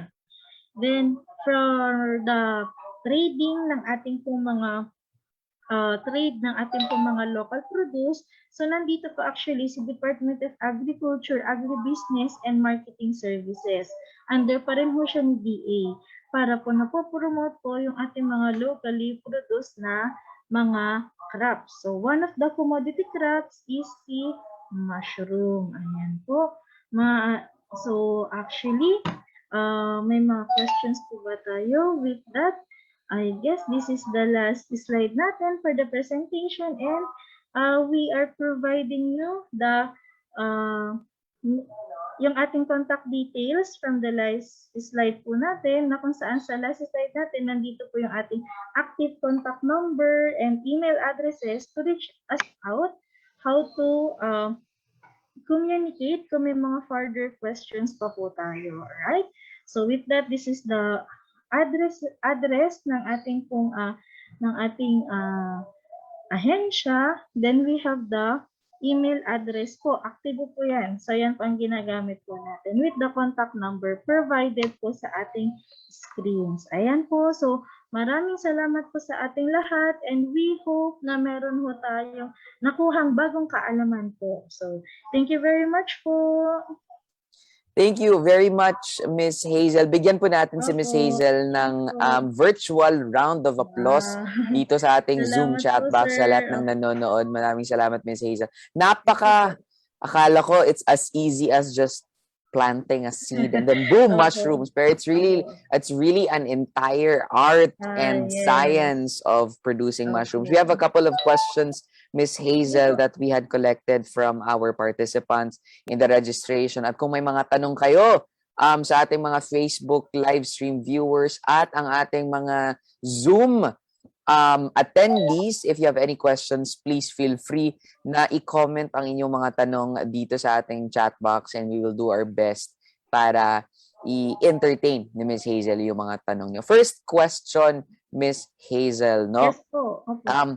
Madami kang pinakitang mga mushroom kinds na pwedeng i-plant. Pero may tanong tayo dito, what mushroom is suitable or best and is easiest to grow? Ayan. Ayan. So, thank you po sa question natin with that. So, the easiest way to cultivate or the easiest mushroom to cultivate is the oyster varieties natin na tinatawag. So, we have the white oyster, gray oyster, pink, and yellow one. So, actually, talagang sila yung binibigay namin sa bag cultivation. So, more on indoor propagation po tayo. Ayan. Okay. So, yun po yung the easiest. Meron din po tayo actually tinatawag na kabuting saging, which is, ano po yung madali sa kabuting saging? Yung preparation po nito sa substrate. Pero, yung kanya pong fruiting, actually, sala sa lamig, sala sa init, dahil hindi siya nag-undergo ng steam pasteurization na tinatawag. So, more on, kung hindi ka familiar talaga, traditionally, kung paano siya patubuin, possible na yung expected yield natin hindi ho natin makuha. So with the procedure po ng ating mga indoor cultivation or bag cultivated mushroom, so mas nakukuha po natin yung techniques. So mas easy for us na to understand how to manage po yung tinatawag natin na propagation po ng kabuting saging. Kapag naka-experience na ho tayo ng ating pong white oyster na tinatawag po. Okay? So, Thank you, ayun Miss po. Hazel. Ayun na, oyster. Akala ko yung oyster nasa dagat lang yan. May klaseng mushroom din pala yan. Pumapasok na dito yung mga questions natin. Yes, Nagpakita ka ng pictures on a farm or like how to cultivate mushrooms. May tanong dito. Is it feasible to grow mushrooms in a small space? Like my follow-up then, can we do small mushroom farming even in the condo setting? Kasi dami tayo sigurong urban participants, Ms. Hazel. Baka you can give advice. Yeah. Ayan po, actually yes po. Pwede po tayo makapag-grow ng mushroom po natin with that small space. Okay? Ano po yung mga possible na small space sa mga beginners natin? Under the sink. Maaari po tayo sa ilalim ng lababo. Ayan. Pwede rin po mismo sa lababo natin. Alright? So, meron din ho tayong maaaring pwede tayo maglaan ng space sa bathroom size natin or sa ating bedroom size, sa bedroom area po natin. Maaari din po siya sa sala. Or kung meron po tayong mga unutilized or mga hindi na po nagagamit na garage area, pwede po natin siyang i-develop. Then, maaari po tayong makapagpatubo ng ating pong kabute. Ayan. So, yun po. Okay.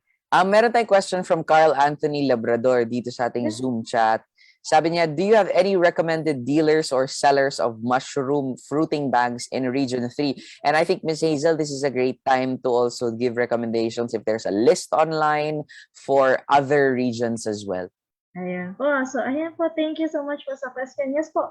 So, meron pa tayong mga list na growers na kung saan sila po ay talaga ng tested na with the volume production sa kanila pong quality. Quality ang tinitingnan mo natin dito na talagang yung kalidad ng kanilang produkto is tama sa kanilang presyong binibigay.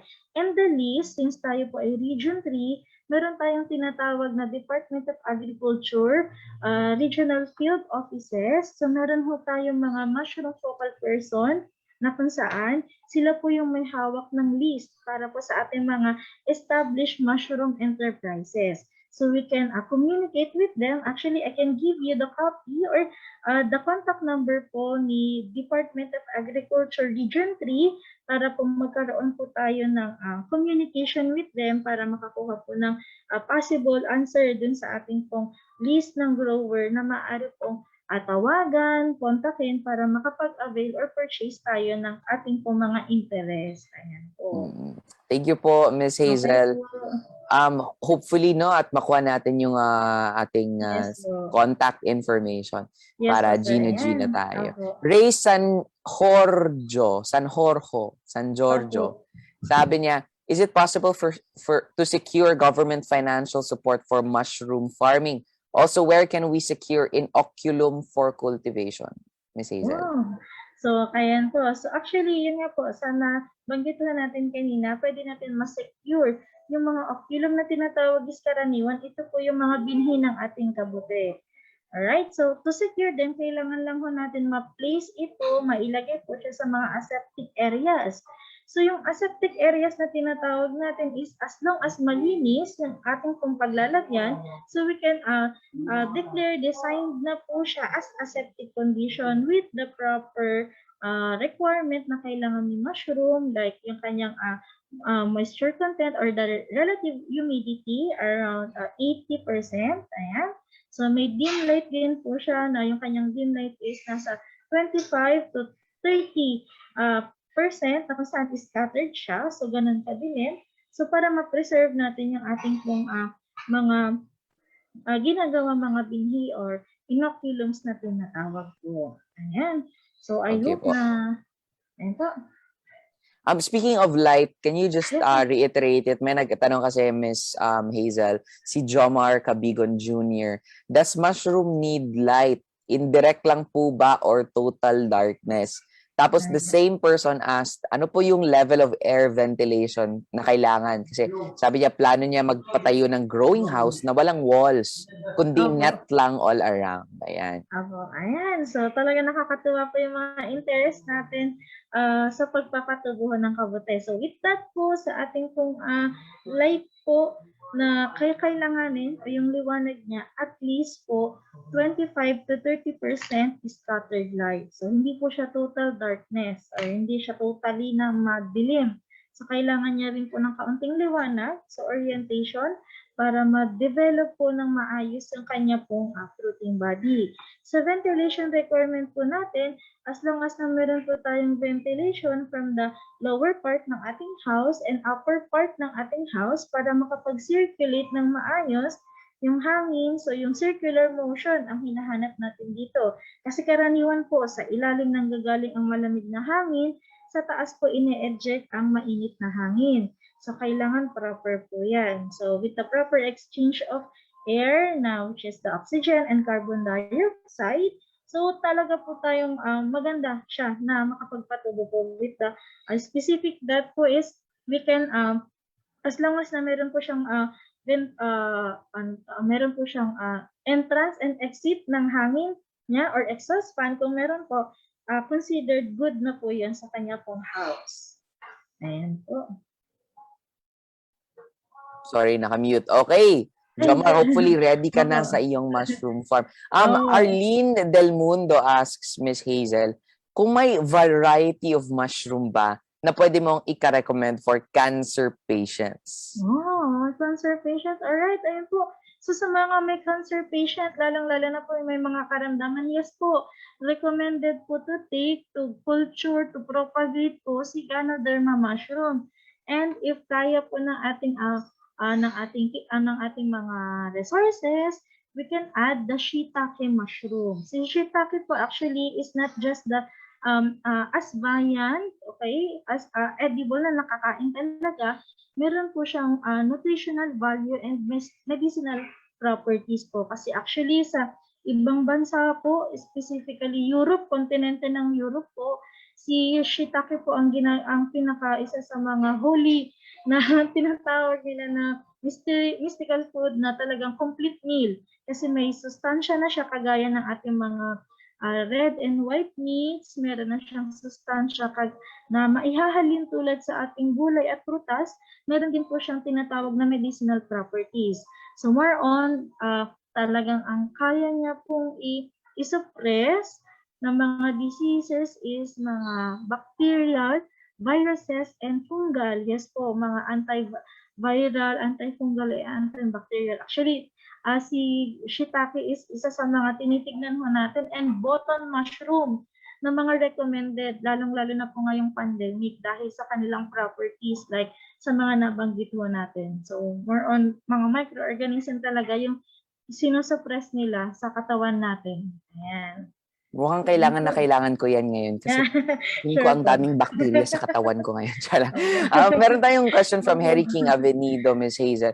Kung magsisimula po ang mushroom farm, small scale lang na mushroom farm, ano po daw ang mas maganda? Bumili muna ng mga ready fruiting bag na papalakihin o gumawa ng sariling fruiting bags na papalakihin? Napapalaguin. Ayan. So with that po, hirapan ako sa tanong. Sige, go, ma'am. Opo, sir.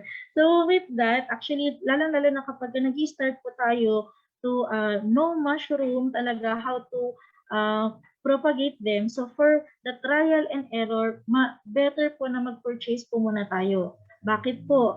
Kasi habang may pinalalaki na tayo, habang inaaral natin siya, na motivate po tayo with the fruits coming from the purchase po natin. So, at the same time, bakit po? Kasi yung ating preparation ng ating substrate, actually, magdadaan pa po yan sa mga preparation with the composting and steaming. So, para habang inaaral natin siya, meron na po tayong nakikitang bunga, na ito na pala yung isa sa mga output na expected po out of that. Okay?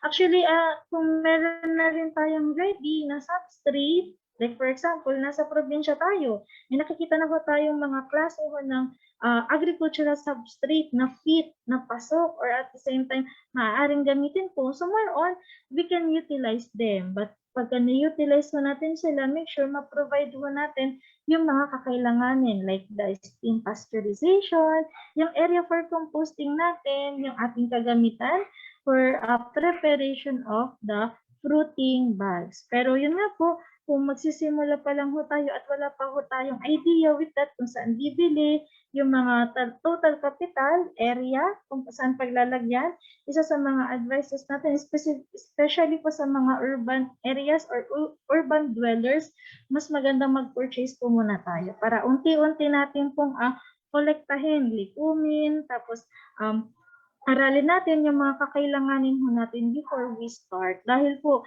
sa pamamaraan po in preparation, ano po yung tinitingnan natin dito? Masayang yung mga resources in case meron po tayong hindi ma-comply, hindi po tayo masundan, possible magkaroon po ito ng variation or alteration sa output na ginagawa natin, makapag-cause siya ng mga like for example, mag-occur yung mga contaminants, so sayang po. So with that, siguro mas magandang meron ho tayo nakikita pattern na, ito yung ginagawa ko, ito yung output na kailangan kong ma-reach. So sa aking mga ginagather na mga requirements, na mga materials, and yung procedure na aaralin po natin. Ayan po.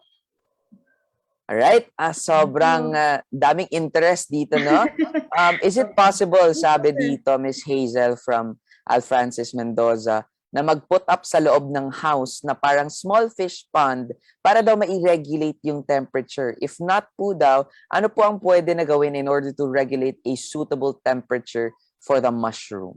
Yun, very specific ang ganda question. naman. May fish incorporated na dito. Yes po, yung idea po na yun is maaari po natin. And how to regulate naman in case we don't have the fund. So, maaari po tayong mag-install ng ating mga portable na humidifier. Humidifier lang po ang kailangan natin dito. Not specifically the aircon, kasi kung aircon po, dadala rin po siya ng lamig, but ang kailangan ho natin dito is the humidity. So more on humidifier ang kailangan natin para ma-regulate yung lamig niya, ma-sustain yung fruit nito, at the same time, tuloy-tuloy yung pag-develop niya ng fruiting body. So yun yung tinitingnan natin kasi po dito is yung kanyang environmental. Kailangan ma-sustain natin yung kanyang favorable condition, which is actually 25 to 28 degrees centigrade. But kung bigay ho natin sa kanya yung around 17 to 22 degrees centigrade, ay wow, hayahay ang buhay.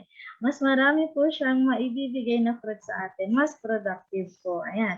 So, antayin mo lang siya kapag ganun, mag-harvest ka na. So, ganun po. Mas maganda sana kung 17. But yun nga po, optimal, kaya po nila ang 25 to 28 degrees centigrade po. Ayan. Eto, may very interesting question. At ako, iniinom ko lang yung Yakult. Pero sabi dito ni Benz Elban Buena, is can adding and spraying of Yakult in mushroom fruiting bags improve mushroom yield? Sabi niya, yan po kasi ang napapanood ko sa YouTube dati. In addition, paano po ba maiwasan ang contamination in mushroom fruiting bags like what I've experienced na nagkakaroon minsan ng green molds? So ayun, two questions, yung Yakult na theory at ang contamination ng mushroom fruiting bags.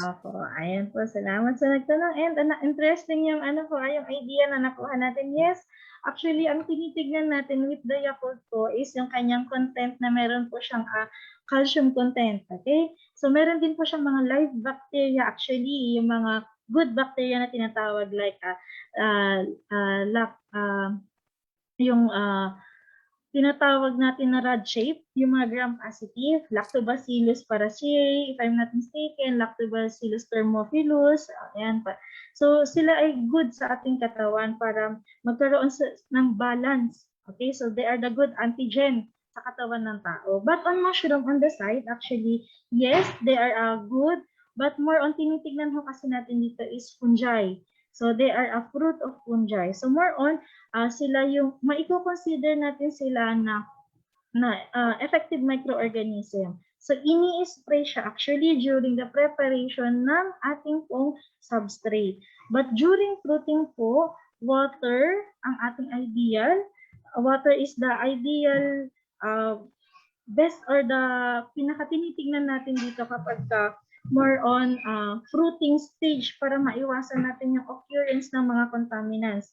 Bakit po tayo nagkakaroon ng contaminants? Dahil po yan sa in-spray natin actually na Yakult na may live bacteria. So yun po yung nag-attract, yun po yung naging pinaka-host natin. Paano ba? Ito yung naging daan para mag-occur pa yung mga other contaminants. Kasi may nakikita silang pagkain doon sa in-spray natin. So kaya ideally, more on water tayo during spraying ng ating pong So actually, pinaperform po siya sa ibang bansa, sa ibang areas, but make sure na yung ating pagpe-perform ng spraying with the Yakult is yung area po natin is well ventilated. Talagang hindi po siya naka-expose. Talagang laboratory-like na po siya. Right? So yun yung kailangan nating ma-consider po. As a beginner, tignan natin yung mga areas po na medyo less po yung ating occurrence ng mga contaminants. So we can modify the technology naman po o yung pamamaraan natin as the sa ating pong area is mamomodify din po siya kailangan. But yes, hindi po natin sinasabi na mali yung nakita natin sa YouTube, but perfectly yes po. Yun nga lang with the management, kung hindi tayo talaga familiar, so aaralin mo natin siya unti-unti. Okay? So as a kung trial na gusto natin i-incorporate si Yakult, yes po, on the process po during ng preparation po ng ating po mga substrate. So pwede po siyang maging supplement. Like for example, yung ating pong tinatawag na molasses. Kung Yakult ang prefer natin or yung actually may nagdadagdag share ko na rin, may nagdadagdag po ng powdered na milk, skimmed milk, ayan, their brand, Alaska. Napaka-resourceful talaga ng ating mga Pilipino. Po kasi hindi available. Opo, tama po. So yun po ang maaari natin ipalit. So papalitan po natin or isa-substitute natin yung ating po mga supplement na hindi available with the Yakult. Ayan, so with the ating powdered milk. Actually, may nagtanong sa akin, pwede pong birch tree. Yes po, pwede po ang birch tree. Na-substitute. Ayan, madaming substitute. Okay. Oo. Opo. So, ayun po, nagbanggit na ng brand eh. So, actually, pwede po ng gatas kasi more on, ano po ba yung ideal ng sinasubstitute natin dito, which is the calcium carbonate. So, calcium and carbon. Okay. Ayan. So, yun po yung idea natin with that. So, Okay. CaCO3 can substitute po ng mga gatas kung may nagpa-practice at may nakikita kayo. So, yun po siya. But, if you can find the limestone na tinatawag natin, yung ating pong agricultural or lime na tinatawag po, at yung ating calcium carbonate talaga, we have the technical grade, the analytical grade, and ayun po, food grade, ayan, the gatas. So, maaari po natin silang ma-utilize. Ayan po, very interesting question, nakakatawa. So, Miss Hazel, may question dito on tap water. Kung pwede ba tap water gamitin is spray? Si Jomar yes, at si Harry nagtatanong. Opo, as long as potable po siya, pwede po siyang magamit po. As long as potable. Dapat potable yung tap water. Yes po. So, kunyari po meron siyang around 0.002% ng karaniwan magnesium chloride po yung kasama niya. So, pwede na po siyang magamit po. Pwede rin siyang pakuluan. Pwede rin po siyang hayaan lang muna for 24 hours para mag-settle down yung mga sediments niya. Then, you can use. Pwede rin naman kung direct siyang gamitin na. Ayan, direct na po siyang gamitin. Pwede po yun as long as naiinom. Possible po natin siyang gamitin. Kung distilled po yan, wow. Yayamanin. Kapag distilled po, yung mushroom po ay may bulaklak ng lalabas at siguro bago-bago ng kulay. May tanong dito from Verlina Tonga. Can we know when daw is the earliest schedule for hands-on training kung meron, Miss Hazel?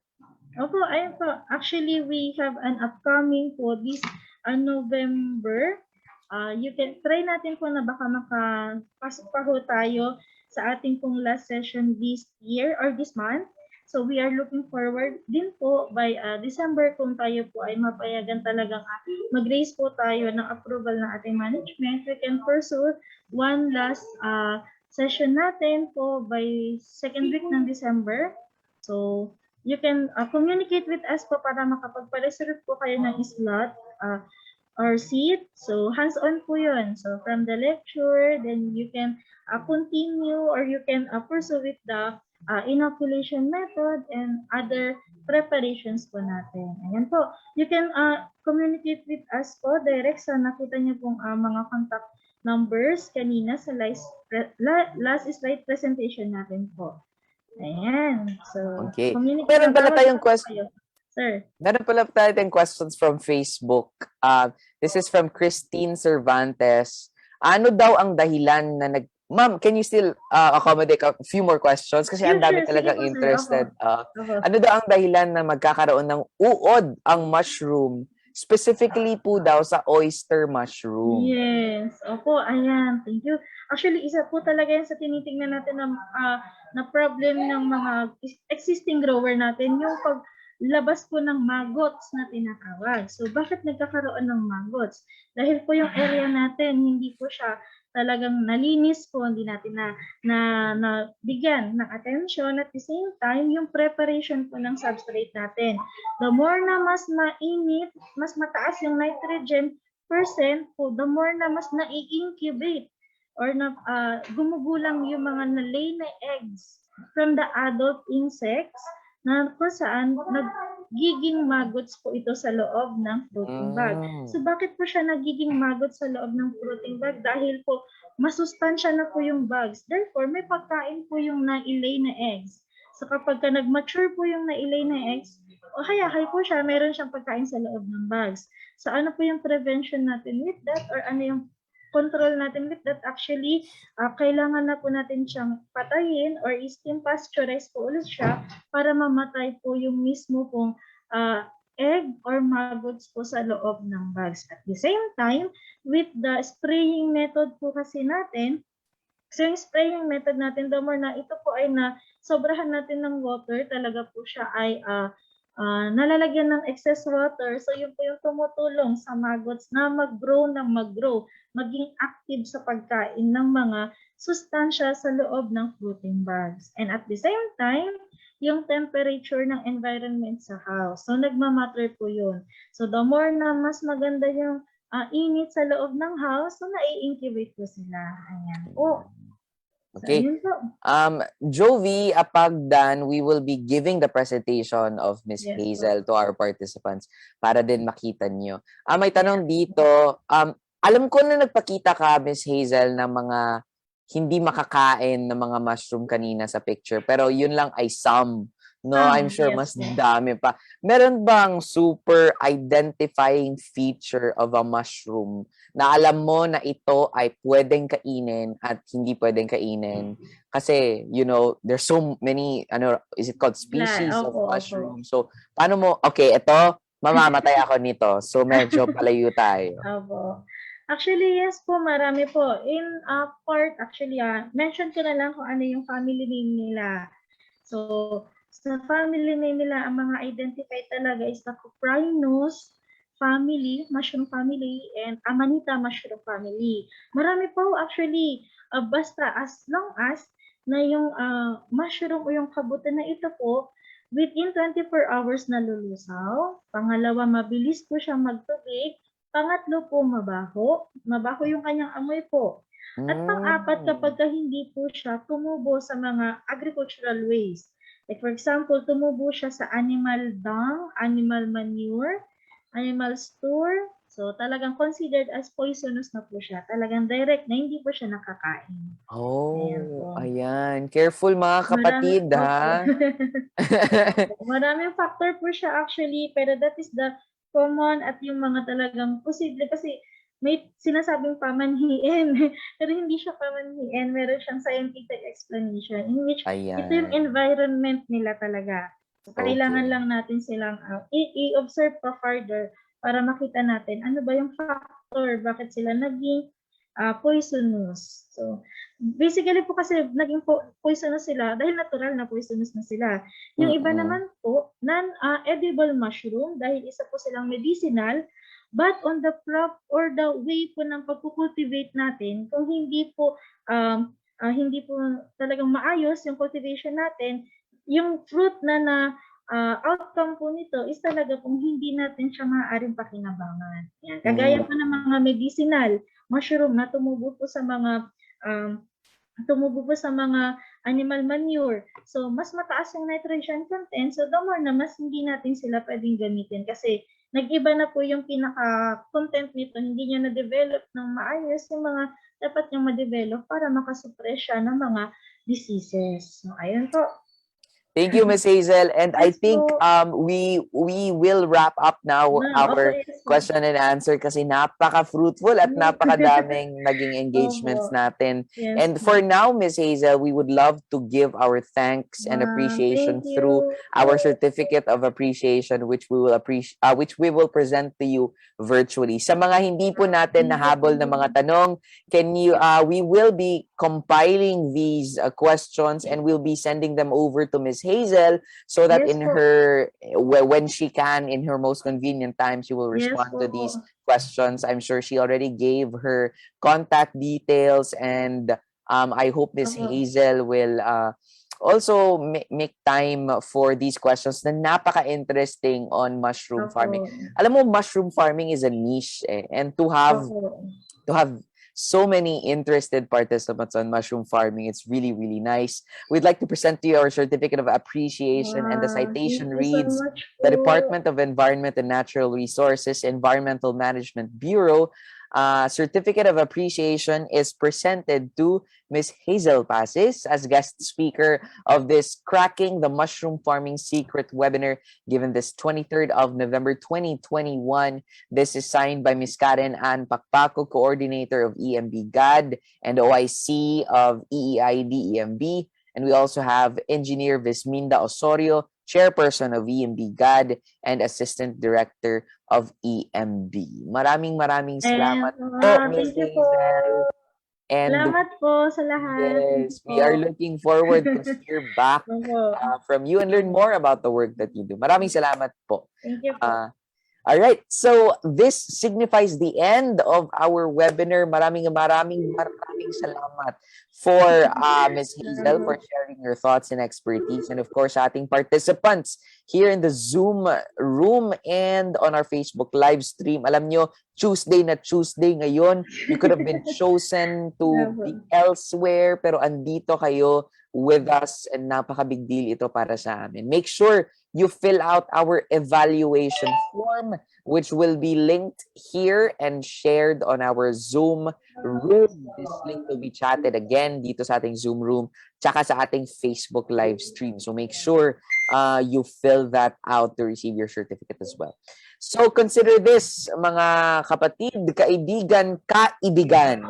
Consider this the first step of your journey to be more environmentally conscious and be wary about everything related to conservation and sustainability. Alam na natin na there is a sustainable way to farm our own mushroom harvests and all. So we may have reached the end of the webinar, but this is only the beginning of our desire to be strong advocates and on-ground volunteers for climate action, environmental sustainability, among others. Ito po ang shared mission natin with AYEDG and with EMB. So we would love if you could continue doing your part by sharing on your account ang posts ng DENR-EMB dahil madami po kaming webinar at madami pong ganap at madami pong information materials. You can follow us and like us on Facebook. It's EMB Central Office. Or go to our website, emb.gov.ph. It's new. The website is new, so you can check it out.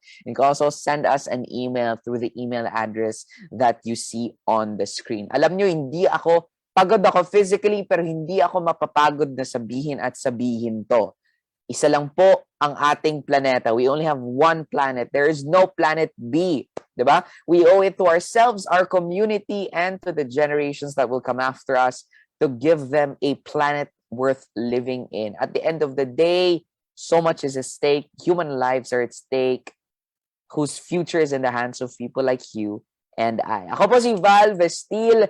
Thank you once again for being here. Stay safe, follow safety protocol, get vaccinated, drink water, vote wisely, and tell them you love them. God bless you, everyone, and see you around. Ingat sa inyong lahat.